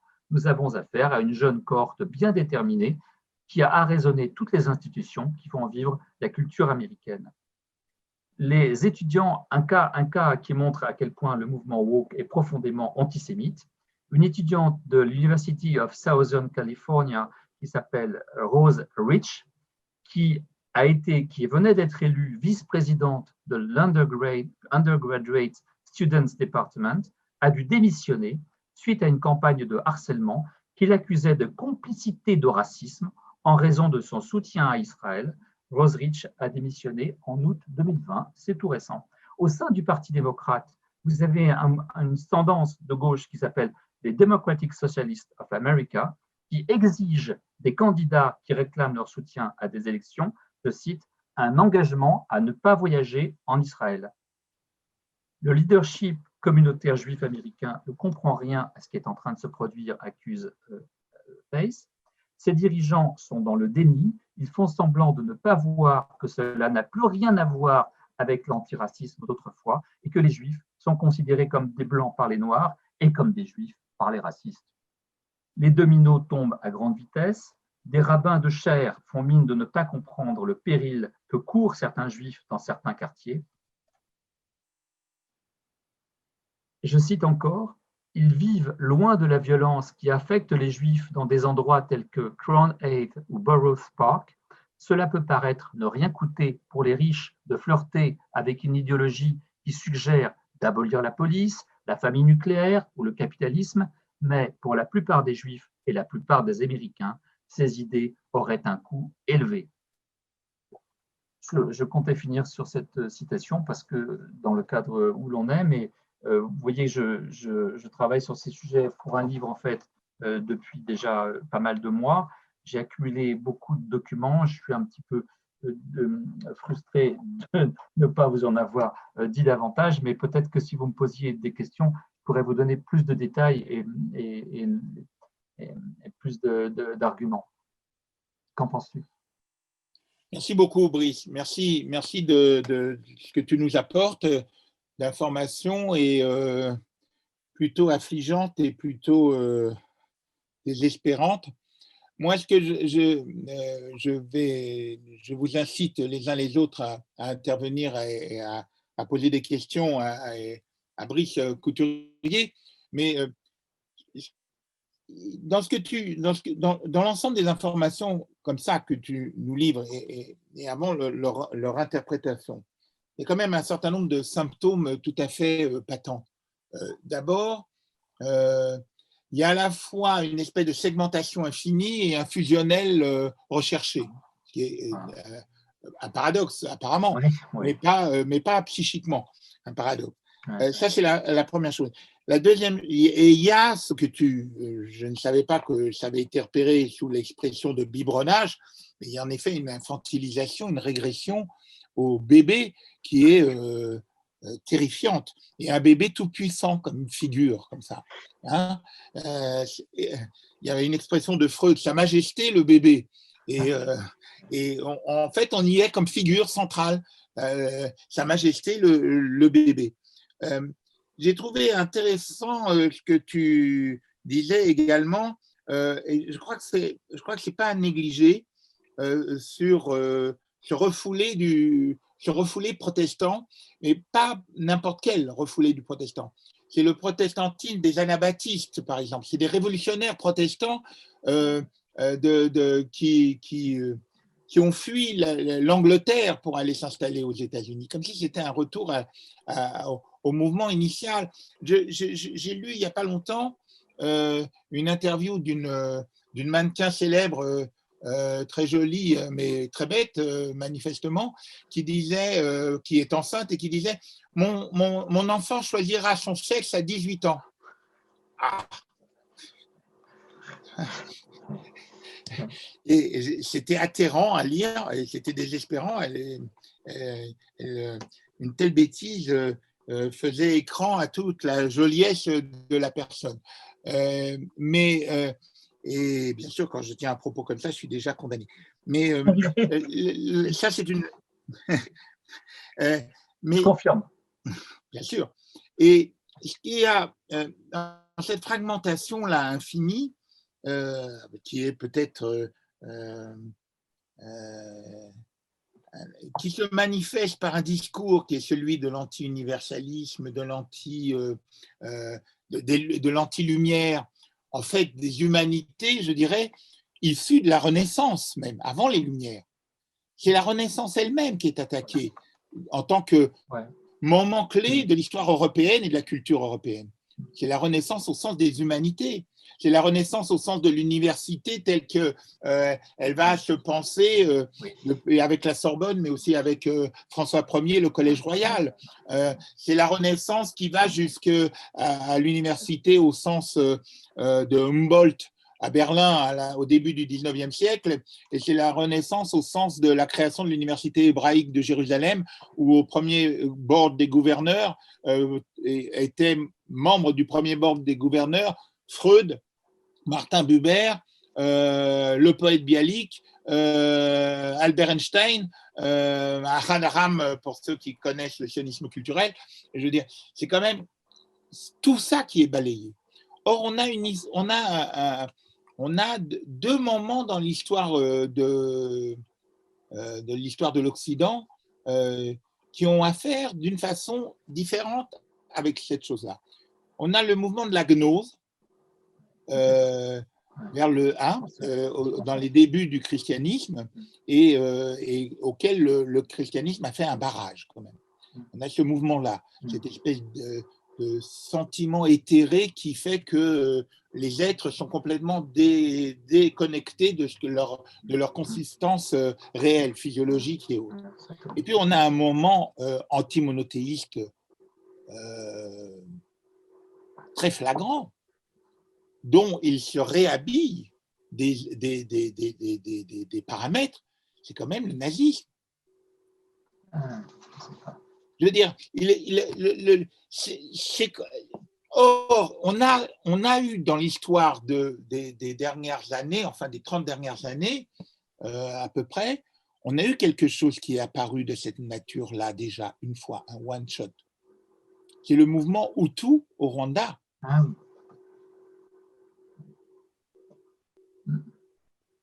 C'est-à-dire qu'un mouvement qui s'habillait de tous les arguments rhétoriques et de tous les patterns instrumentaux de la pensée, d'une non-pensée, mais en tout cas de l'argumentatif, qui était celui du mouvement Hutu, et qui se voulait révolutionnaire, mais révolutionnaire raciste anti-Tutsi.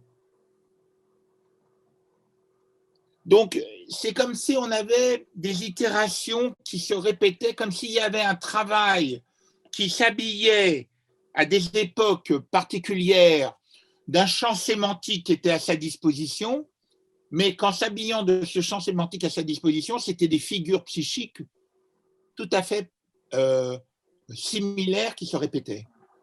Et ce que tu nous racontes, alors évidemment, ce que tu nous racontes, c'est dans leur action, dans leur façon d'être, c'est pas seulement le nazisme, c'est quand même les gardes rouges. Oui, c'est surtout ça.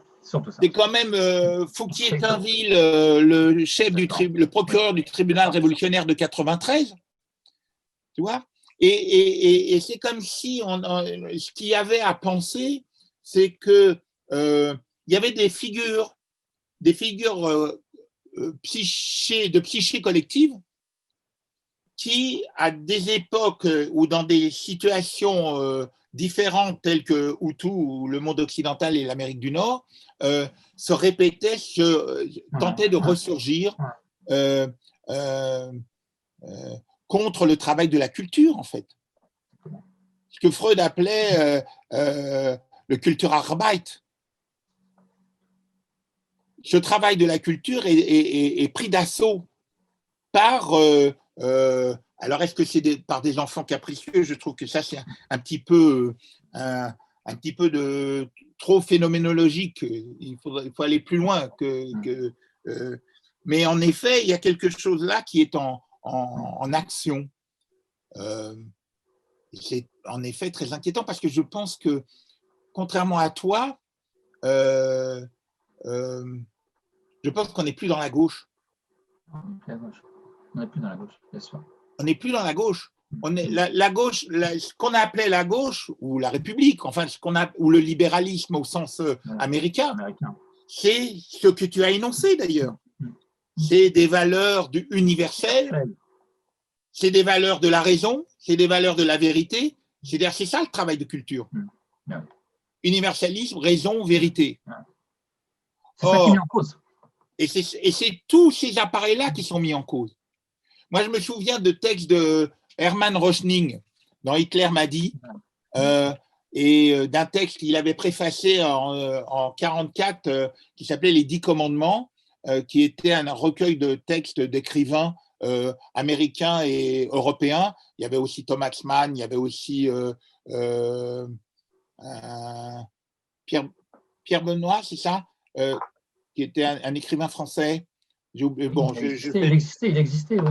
Oui, et ces gens-là avaient été réunis pour écrire un ouvrage qui était une arme de combat intellectuelle et culturelle dans la lutte contre le nazisme, et qui s'appelait Les 10 commandements. Et Hermann Röchning l'avait préfacé. Et il rapportait, puisque c'est un homme qui était un conservateur allemand et qui a rompu avec le nazisme et qui l'a fréquenté à un moment et qui a rompu au bon moment, je dirais, puisque c'est pas une rupture de dernière minute, c'est une rupture au moment où il aurait pu en tirer tous les bénéfices d'en être. Et quand il a écrit La révolution du nihilisme et quand il a écrit Hitler m'a dit, il rapportait dans la préface qu'il faisait à l'ouvrage que j'évoque maintenant, il rapportait tout ce qui se disait dans les réunions de soirées tardives autour d'Hitler et la moquerie qu'il avait des anciens des 10 commandements, enfin des 10 paroles. Tu ne voleras point, bah, et puis quoi encore? Tu aimeras ton prochain, et puis quoi encore? Tu respecteras tes parents, et puis quoi encore? Il y a une espèce d'inventaire qu'il fait, qu'il raconte et qu'il rapporte de ça. Toujours pensé, moi, que Hermann Röchning était un exemple de ce que Freud appelait un vrai chrétien. C'est-à-dire pas un chrétien superficiel, un vrai chrétien, c'est-à-dire un bien baptisé, contrairement à ce qu'il appelait les Allemands des mal baptisés.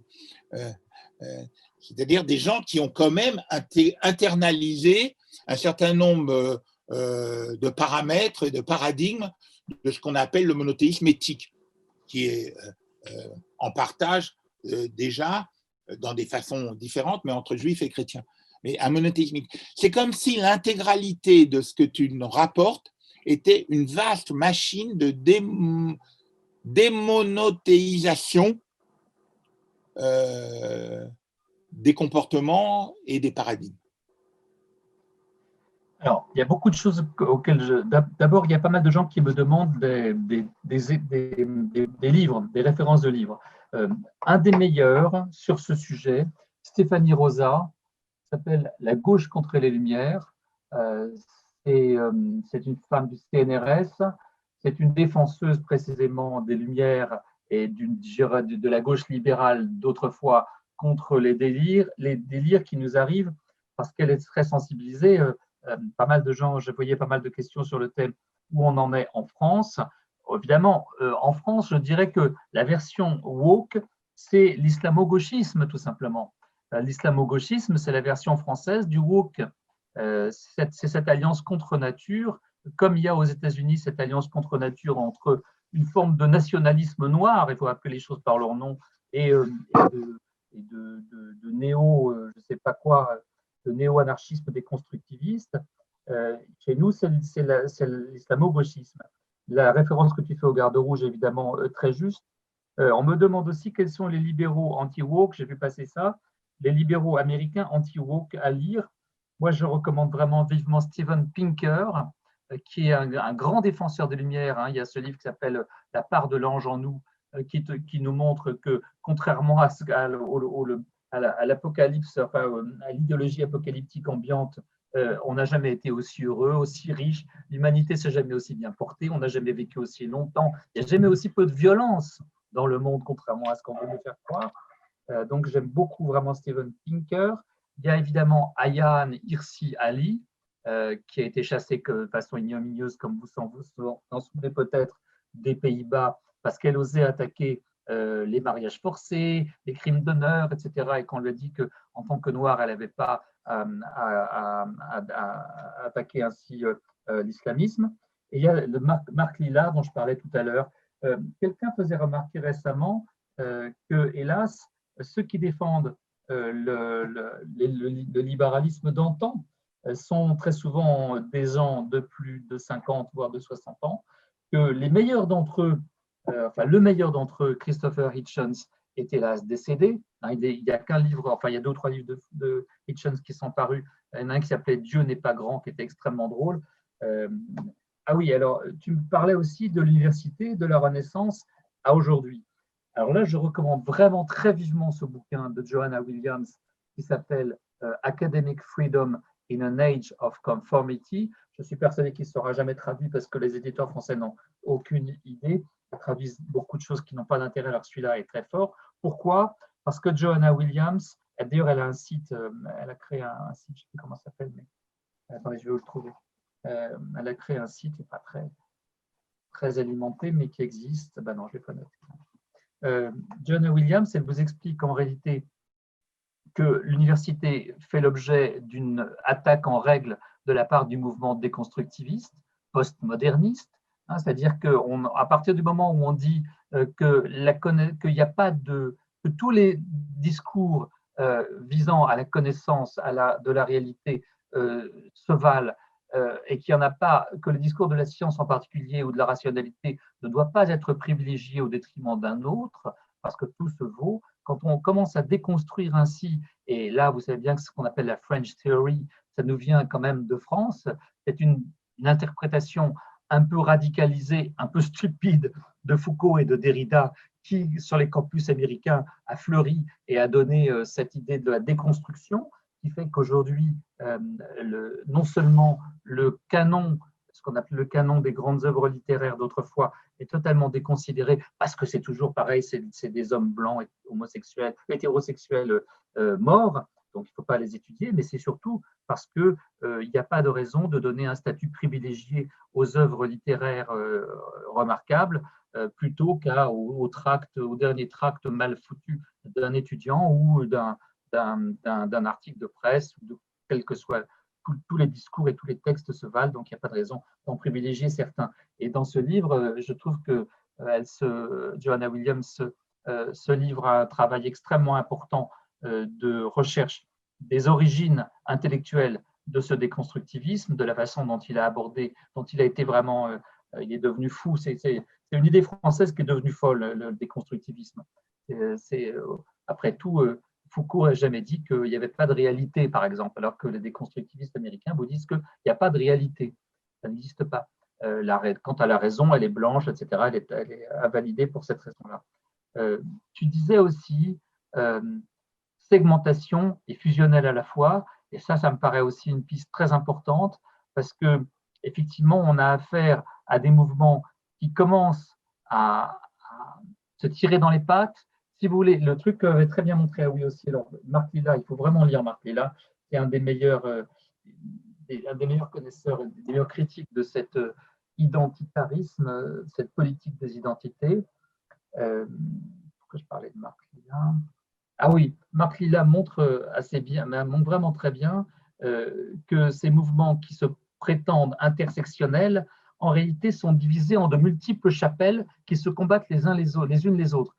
Il faut comprendre qu'aujourd'hui, dans les universités américaines, et puis anglaises, parce que c'est en train véritablement de contaminer la Grande-Bretagne et le Canada, bien sûr, vous avez des départements de Cultural Studies qui sont en réalité des chapelles dirigées par un ou deux universitaires qui se sont instaurés une espèce de magistère moral, tout un discours pseudo-savant qui en réalité ne tient pas la route. Alors là aussi, il y a un bouquin formidable, c'est celui qui critique Judith Butler de Sabine Procoris, qui est vraiment, vraiment remarquable. Judith Butler, c'est très bien.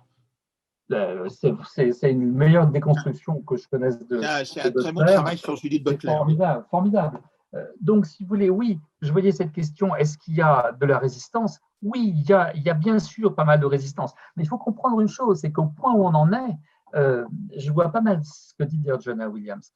Beaucoup d'enseignants qui sont fidèles à l'esprit des Lumières, au rationalisme, n'osent plus le dire, parce qu'autrement, ils risquent leur place, tout simplement. Parce qu'il y a de moins en moins de tenure, de postes à vie dans l'université américaine, et que pour obtenir un de ces postes à vie, il faut faire preuve d'un conformisme intellectuel et moral invraisemblable. Il faut se livrer à toutes ces palinodies des cultural studies, il faut faire semblant de croire qu'en effet, une paire de bottes vaut Shakespeare, etc. etc. Donc, oui, La gauche identitaire de Marc Fillat, je vois que c'est mentionné là. Excellent livre, c'est paru chez Stock il y a déjà un certain temps, mais ça n'a pas perdu du tout de sa valeur. Qu'est-ce que tu disais aussi? Ah oui, j'ai vu une question très intéressante sur le passage de l'écrit à l'image. Beaucoup de profs aux États-Unis, mais hélas aussi en France, constatent que les étudiants ont beaucoup de mal à lire un livre jusqu'au bout. Évidemment, quand on est sollicité en permanence par les écrans, la capacité d'attention s'amoindrit. Quand on fait comme les adolescents américains qui consultent leur euh, portable au moins une fois par heure en moyenne, donc certains beaucoup plus, il est très difficile de fixer son attention sur une lecture suivie.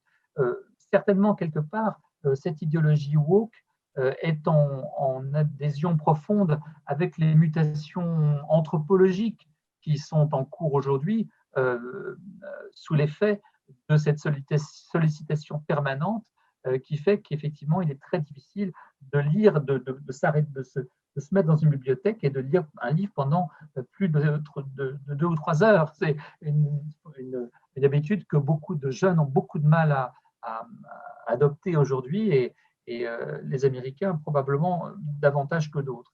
Donc il y a ça, oui, il y a la culture de l'image, il y a les écrans et il y a le mépris du livre. Il faut appeler les choses par leur nom. Le mépris du livre parce que le livre, c'est la culture dominante, c'est la culture des anciens, et que quelque part, il faut s'en débarrasser. On en est là. Alors, il y a eu, ouais.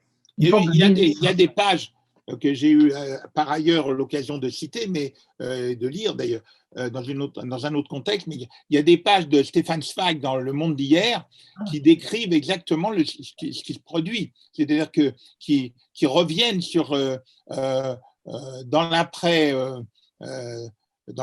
Première Guerre mondiale et au moment de la République de Weimar, il y a des passages entiers qui expriment. Exactement. Il y a un chapitre entier où on retrouve exactement les mêmes configurations, les mêmes patterns, et qui se diffusent et qui s'accrochent sur les mêmes endroits. C'est-à-dire que la question de la sexualité, la question du langage, la question de l'inculture. Plus on est inculte, mieux c'est, puisqu'on n'est pas imbibé des classiques, etc., etc. On retrouve l'identification à peu près similaire des lieux où ça se passe, quoi, et qui sont qu'on a là. Il y a 2-3 jours, j'ai reçu une information comme quoi, à vérifier encore, mais comme quoi à la British Library, c'est l'équivalent de la Bibliothèque nationale en Angleterre, il y a une liste, il y a une indexation et une liste de la honte et des auteurs indexés à la honte. Alors parmi eux, il y a Oscar Wilde, mais pas parce qu'il serait homosexuel dans ce cas-là. Il y a Peter Hughes, et puis tenez-vous bien, il y a aussi George Orwell, parce que l'arrière-arrière-grand-père d'Orwell aurait eu des esclaves. On devient fou. On devient fou. Bon, voilà. Donc, en effet, on est dans un phénomène, il faut le dire, de pathologie collective. Quand tu vois que la statue de Cervantes a été abattue alors que lui-même a été mis en esclavage par les barbaresques, c'est quand même. Je voulais signaler un autre bouquin que j'ai lu en anglais mais qui vient de paraître en français. Alors lui, c'est un bouquin conservateur, c'est même le prince le grand, comment dire, le grand penseur du conservatisme britannique. Mais c'est un bouquin qui est exactement consacré au sujet qui nous anime ce soir. Ça s'appelle La Grande Déraison. Et le sous-titre, vous allez comprendre tout de suite, race, genre et identité. Ça, il fait notamment référence de manière épouvantable à ce que tu disais, à ce dont tu parlais tout à l'heure, c'est-à-dire le changement de sexe. c'est une espèce de mode. Alors là, il faut vraiment savoir qu'on en est là quand même. Hein. Euh, aux États-Unis, il y a une mode de transformisme sexuel qui atteint les adolescents et les adolescentes de manière dramatique. Parce que à partir de la théorie du genre qui veut qu'il n'y ait aucun rapport entre les attributs sexuels anatomiques de naissance et les inclinations et la vie sexuelle ultérieure, on en est arrivé à l'idée que de la plasticité intégrale, enfin c'est les thèses de Judith Butler entre autres, de la plasticité intégrale du genre et du sexe, qui fait que beaucoup d'adolescents décident, beaucoup, c'est vraiment des milliers, ce n'est pas un phénomène marginal, décident à 14 ou 15 ans qu'ils sont mal dans leur corps sexué du genre qu'ils ne voulaient pas et que donc ils veulent transformer, ils veulent changer de sexe. Et la législation américaine est extraordinairement complaisante à l'égard de ces théories. Il y a des cliniques entières. Dès l'âge de 16 ans, on vous administre des bloquants, des gènes qui bloquent la maturité adolescente, de manière à ce que vous puissiez subir l'opération qui vous débarrassera du sexe que vous ne voulez pas et qui vous en donnera un autre dès un âge un tout petit peu plus avancé, parce que c'est assez rapide. Il y a là quelque chose qui est attaqué notamment par les lesbiennes, il faut savoir, qui explique que c'est une génération entière de lesbiennes qui va faire l'objet d'une extermination, c'est un mot qu'elles emploient, c'est un mot un peu fort, mais il faut savoir, et ça c'est très bien analysé par Douglas Murray dans le dernier chapitre de son bouquin, cette maladie véritablement du transformisme sexuel est devenu quelque chose, un véritable problème de société américaine, parce que, comme il le dit, de même que le type qui a inventé ça, John Money, qui est vraiment l'inventeur du changement de sexe aux États-Unis, a menti sur le premier cas qu'il a traité. Enfin, c'est dans le bouquin de Bronstein aussi, ça. Oui, oui, tout à fait. C'est dans le bouquin de Bronstein, mais c'est aussi dans celui de Murray. Le premier, qui s'appelait David, je ne sais plus quoi, qu'il a transformé en femme, en fille, et à qui il a montré des films pornographiques quand il était petit, pour le persuader qu'il était une fille, en le faisant jouer en fille, en l'habillant en fille, etc.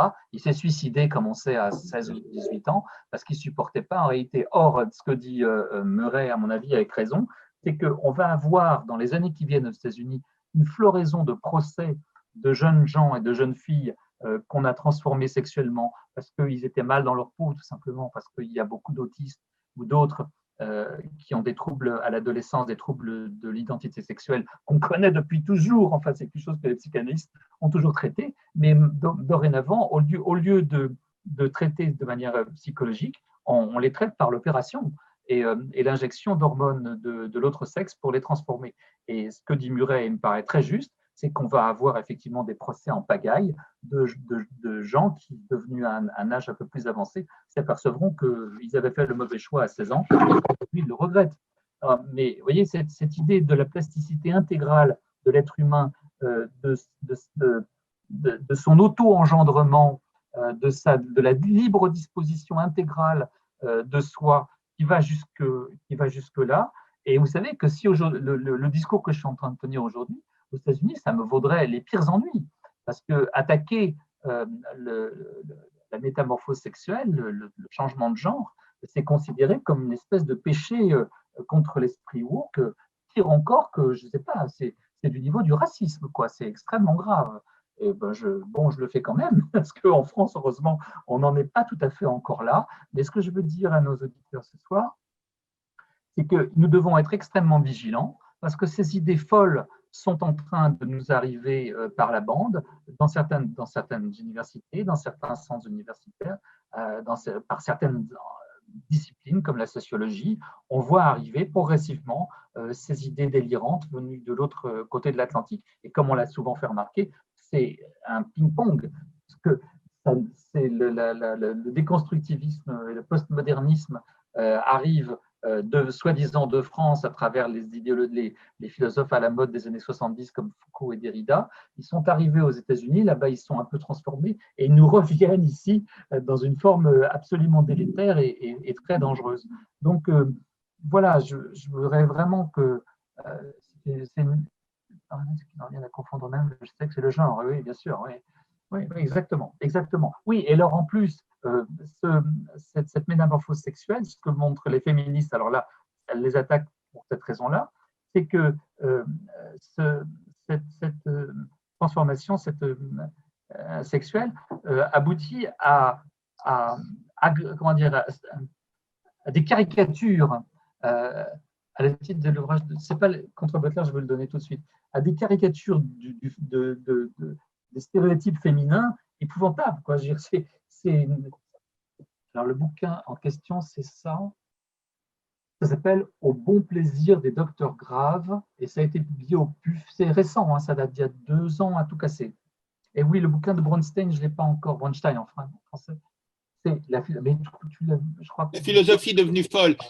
On avait, vous avez déjà eu. Bon, ok. il était là, et ceux qui le souhaitent pourront aussi l'écouter comme toi, te retrouver par YouTube dans quelques temps, dans peu de temps, et la conférence aussi, l'intervention de Jean-François Bronstein dans la première année du cycle de crise civilisationnelle contemporaine est sur YouTube et visitable et audible sur YouTube.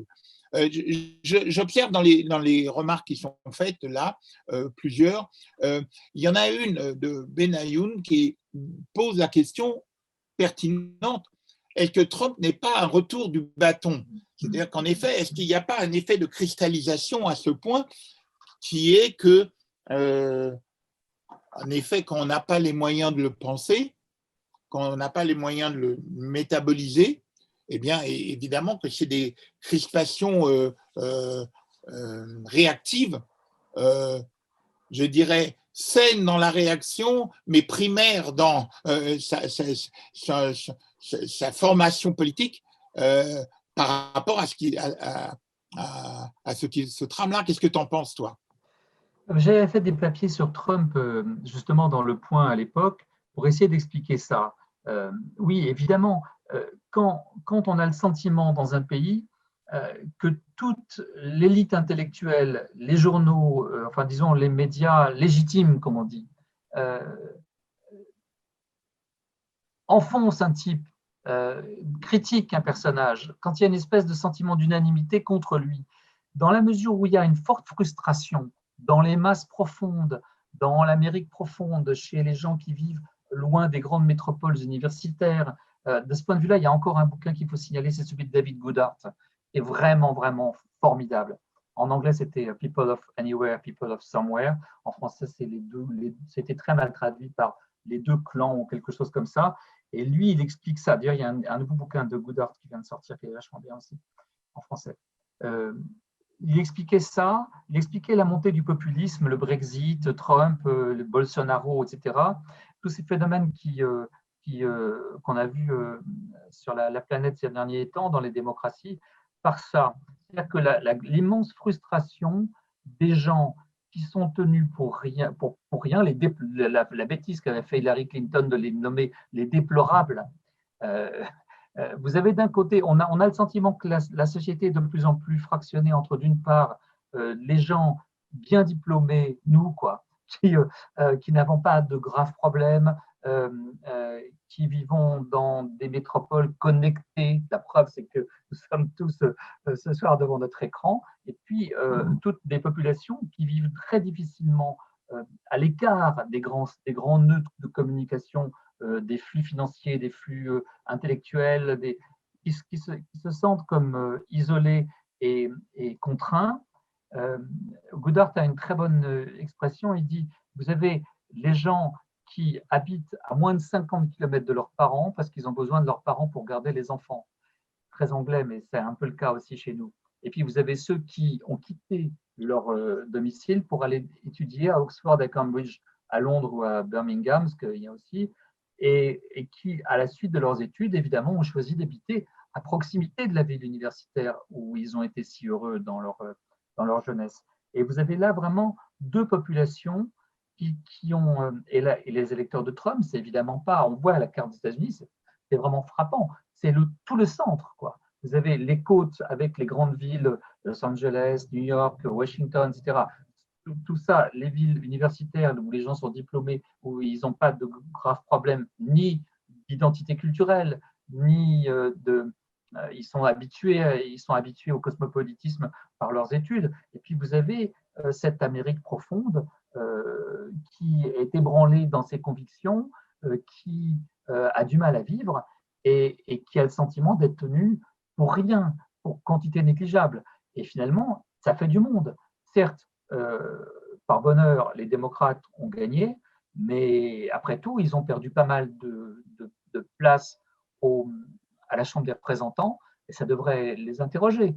Ils ont perdu 7 ou 8 places à la Chambre des représentants, alors même qu'on pensait qu'ils allaient en gagner théoriquement. Ça prouve en effet que même si Trump va quitter la scène, il reste aux États-Unis une polarisation extraordinaire entre ces deux Amériques, et que le problème du sentiment de relégation, de frustration de ces petits blancs, parce que c'est de ça qu'il s'agit, est intact.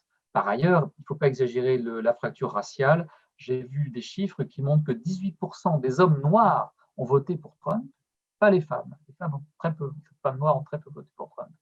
Et surtout les latinos qui ont surpris les sondeurs parce que plus du tiers des latinos ont voté pour Trump. Alors qu'il a quand même été raciste anti-mexicain. C'est assez étonnant. Donc, quelque part, si vous voulez, d'ailleurs, ces élections des États-Unis de novembre me rassurent un peu parce qu'on s'aperçoit que le clivage qu'on redoutait entre, d'une part, une Amérique blanche, réactionnaire et raciste, et une Amérique, disons, sous dominance woke. Ce qui aurait été le pire des scénarios, ça aurait été qu'on ait d'un côté une Amérique blanche, suprématiste et raciste, et de l'autre, une gauche woke. Finalement, la gauche woke a perdu des voix, pas mal, et ça explique pourquoi il recule à la Chambre des représentants.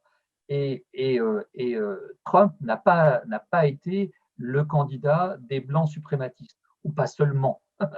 Donc, quelque part, c'est un peu rassurant, et on peut imaginer que les États-Unis vont éviter les espèces de guerres civiles. De ce point de vue-là, il y a quelque chose que j'aimerais rajouter, c'est le rôle des médias sociaux, évidemment. Le rôle des médias sociaux qui est absolument déterminant, parce que cette polarisation, elle vient largement de là. Nous sommes tous enfermés dans des bulles cognitives, dans des silos, comme on dit, des bubbles, parce que sur les médias sociaux, nous ne reconnaissons guère. Oui, ça, vous avez raison, René. Oui, c'est sans doute pour ça qu'ils n'ont pas voté à gauche.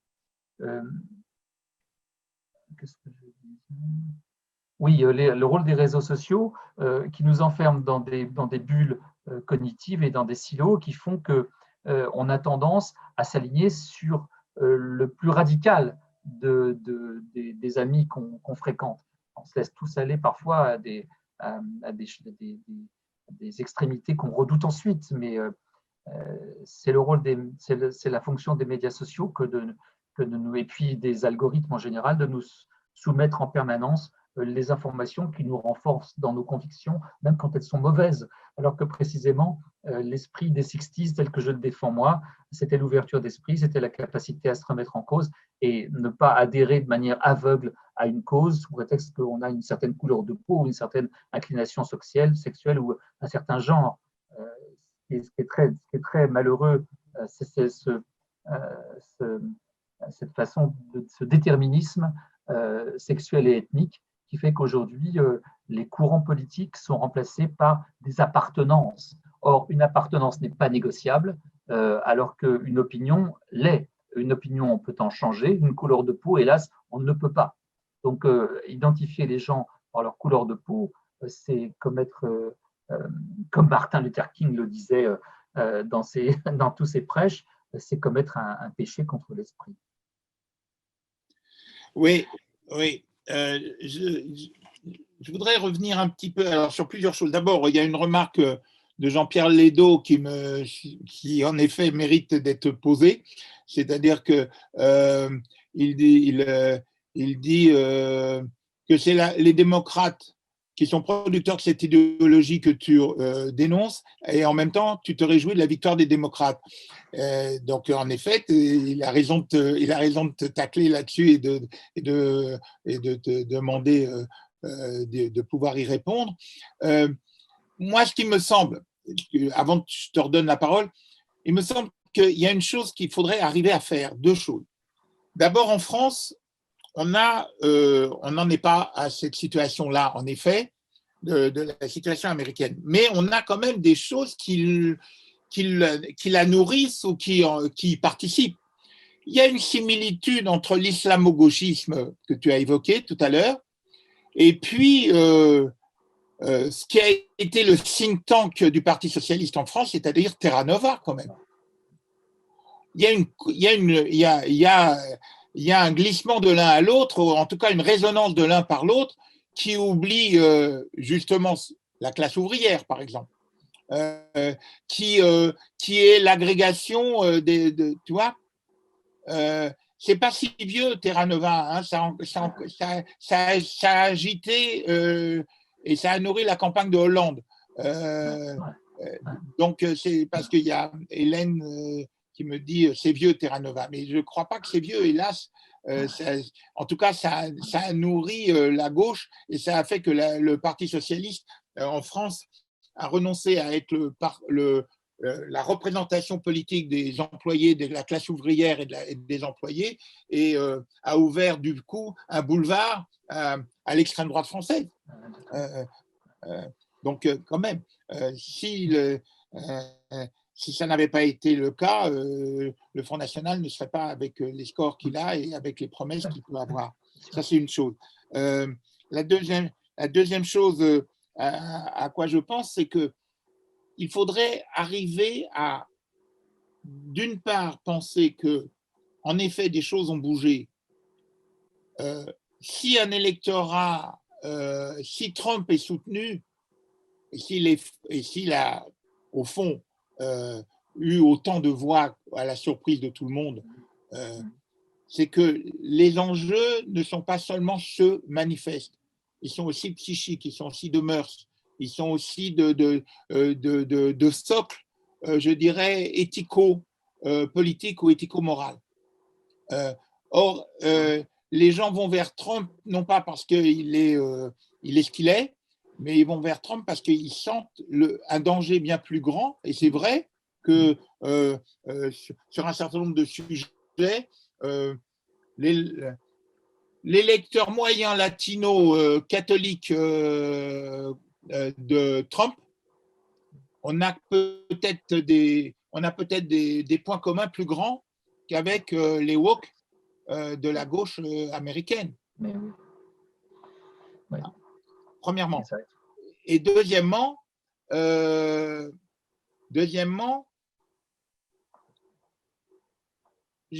faudrait avoir le cran de dire que, et de penser, et de le formuler, c'est qu'en fait, c'est déjà plus, c'est ce que j'ai dit tout à l'heure, mais c'est déjà plus la gauche. Ce n'est plus de la gauche. Je veux dire, les SA, c'était pas de la gauche.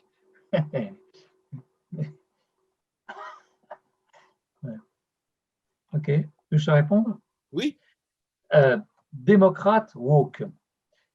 J'ai dit, je me réjouis que Trump ait perdu. On est nombreux en France. C'est pas très original. D'abord parce qu'on y avait d'abord parce qu'on a un intérêt en tant qu'Européens à avoir des Américains qui sont nos alliés, qui ne se rétractent pas sur leur île en pensant que le reste du monde est sans importance et qu'ils s'en sortiront toujours. Or, il y avait une tendance isolationniste chez Trump qui nous était tout simplement très défavorable à nous, Européens, alors que là, on a un gouvernement dans lequel il y a 2 francophones. Mais bon, c'est un détail. Mais ce que je veux dire simplement, c'est que les démocrates ont perdu à la Chambre des représentants, ils ont gagné à la présidentielle. Pourquoi? Parce que Joe Biden n'est pas woke. Mais pas du tout. D'abord, il n'a pas l'âge. Il est beaucoup trop vieux pour être woke. Donc, oui, Joe Biden appartient à la vieille gauche, celle que je préfère, on l'aura compris. Celle qui croit aux lumières, celle qui croit à la culture, celle qui croit au travail, celle qui croit à l'universalisme et à la raison. Par contre, oui, il y avait quelques candidats, et il y a un courant au sein du Parti démocrate qui est carrément woke. Je citais l'une d'entre elles tout à l'heure, AOC, là, qui est carrément woke et qui est bien sûr antisémite parce que ça va avec. Euh, Ce que tu disais, c'est juste hein, sur le fait que la gauche aussi en France a trahi la classe ouvrière et les idéaux progressistes d'antan au profit de trouver, avec l'idée de trouver un substitut à la classe ouvrière dans l'immigration et dans l'immigration musulmane de préférence. Il y a un article de Jean-Pierre de Baume formidable ce soir dans Le Monde là-dessus sur ce qu'il entend lui par islamo-gauchisme, et c'est quand même largement ça. L'idée que puisque les ouvriers d'abord, ils sont de moins en moins nombreux. Ensuite, ils sont très bêtes. Et puis, ils sont racistes. Donc, on va chercher une classe ouvrière de substitution. Et c'est l'alliance des minorités. On va avoir les immigrés, les homosexuels, les femmes. Et puis, voilà, ça va faire une majorité. Non, ça, évidemment, c'est une très mauvaise formule. Elle n'a pas du tout marché en France. Heureusement, en France, le vote est loin d'être conditionné par l'appartenance ethnique, religieuse ou sexuelle. Ce que tu disais sur... donc, quelque part, je pense qu'il y a une revanche d'une gauche universaliste en ce moment, et le fait que Joe Biden ait gagné, quelque part, c'est rassurant parce que maintenant, on ne sait pas comment on va évoluer le Parti démocrate. Au sein du Parti démocrate, il y a des courants qui me semblent extrêmement inquiétants. Ce que je citais tout à l'heure, qui interdit, qui demande un engagement écrit à ne pas se rendre en Israël, par exemple, me paraît particulièrement inquiétant. Et il y a d'autres courants comme ça qui sont effectivement sur des lignes d'identité culturelle noire, qui sont des courants profondément racistes noirs. Quoi. Ça existe aussi. Attends, qu'est-ce que tu sais? J'ai marqué plus la gauche. Ah oui, c'est plus la gauche. Oui, les SA, tu vas peut-être un peu loin. Je suis plus d'accord avec ce que tu disais tout à l'heure sur les gardes rouges.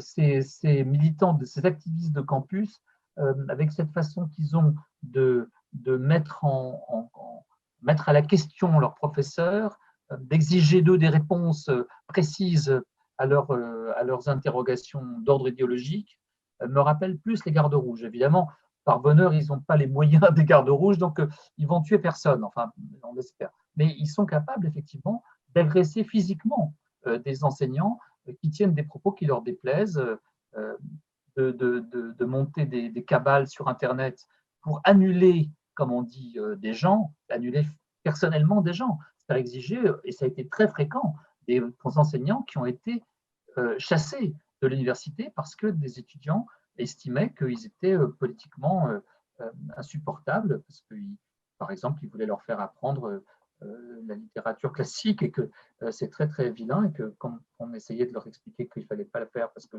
c'était des white dead men, ils insistaient quand même. Il y a eu des cas de gens qui ont été victimes de harcèlement sur Internet, de mensonges, de fausses rumeurs inventées. Et là encore, le rôle des médias sociaux est infernal parce que vous avez ces chasses à l'homme véritables qui se déroulent de temps en temps sur Internet, y compris contre des étudiants. Hein. Ça aussi, j'ai étudié ça, certaines étudiantes, une étudiante à qui c'était arrivé, une histoire dingue, mais Mila chez nous. Hein. Oui, le problème, c'est que j'arrête pas de vous parler des États-Unis, et du coup, je fais comme si la France, on était très très loin de ces problèmes. Honnêtement, Gérard, on est encore loin de ces problèmes. Je parle avec mes copains, moi ça fait longtemps que j'enseigne plus en fac, mais je parle avec mes copains enseignants, ils me disent qu'on est encore très très loin de ça. Mais vous avez à l'école des hautes études des courants qui sont en train de tordre le cou à la sociologie ou à l'anthropologie pour leur faire dire les messages politiques qu'ils ont en tête et qui abandonnent en réalité tout critère scientifique. Vous avez des Geoffroy de la Gannerie quand même. Geoffroy de la Gannerie, c'est la version. C'est pour ça que je ricane, parce que si vous voulez, tant qu'on aura des Geoffroy de la Gannerie, on n'aura rien à craindre, parce qu'ils sont tellement bêtes, ils sont tellement ridicules que par bonheur, leur pensée est assez facile à démolir. Mais là-bas, aux États-Unis, vous avez des départements entiers de queer studies, de cultural studies, etc., qui sont terrifiants, redoutables, parce qu'ils ont la caution d'une espèce de pseudo-scientificité, un jargon en particulier. C'est ça qui est très très bien décrit par... Seulement un jargon de scientificité. C'est un jargon, oui, mais c'est un jargon dans lequel ils se reconnaissent entre eux, si tu veux. Et ce jargon est fait évidemment pour que le non-initié à cette pseudo-discipline n'y comprenne rien et ne puisse pas répondre par des arguments, parce que on est au-delà de l'argumentation, on est dans la sphère d'une espèce de mystique, quoi. Bon, écoute, je crois que l'heure tourne. Je crois que merci, on a fait un tour important. Important, je voulais ça, dire plusieurs choses. Hein? Important, là, les Bourdivains qui se sont emparés de l'université leur ouvrent largement la porte. Très bien, ouais, je suis d'accord. Je te remercie beaucoup, Brice. On attend ton livre, là, maintenant, sur le sujet. Et l'émission sera mise en ligne prochainement. Vous pourrez donc la revisiter ou l'indiquer à ceux qui n'ont pas pu y participer. Je vais vous annoncer que la prochaine fois, c'est le 17 décembre, notre prochain rendez-vous, ça sera avec Daniel Dayan, qui est un anthropologue des médias et qui viendra nous parler de la crise justement à la fois anthropologique et épistémologique dans ce qu'il appelle la politique du geste, entre autres. Et ensuite, le 14 janvier, nous écouterons Alain Bentolila sur les questions de langage et sur le fait de l'apprentissage de la langue et comment l'anomie lexicale est un facteur de la violence aussi. Ensuite, nous aurons Philippe Abastado le 11 février, qui est médecin, qui enseigne aussi à Paris 7 et sur les questions de santé et du rapport à la maladie aujourd'hui. Et en mars, Antoine Garapon, juriste, qui viendra nous parler des dégâts que fait le digital et l'introduction du digital dans l'exercice de la justice contemporaine. Et puis, je vous donnerai les autres dates un peu plus tard.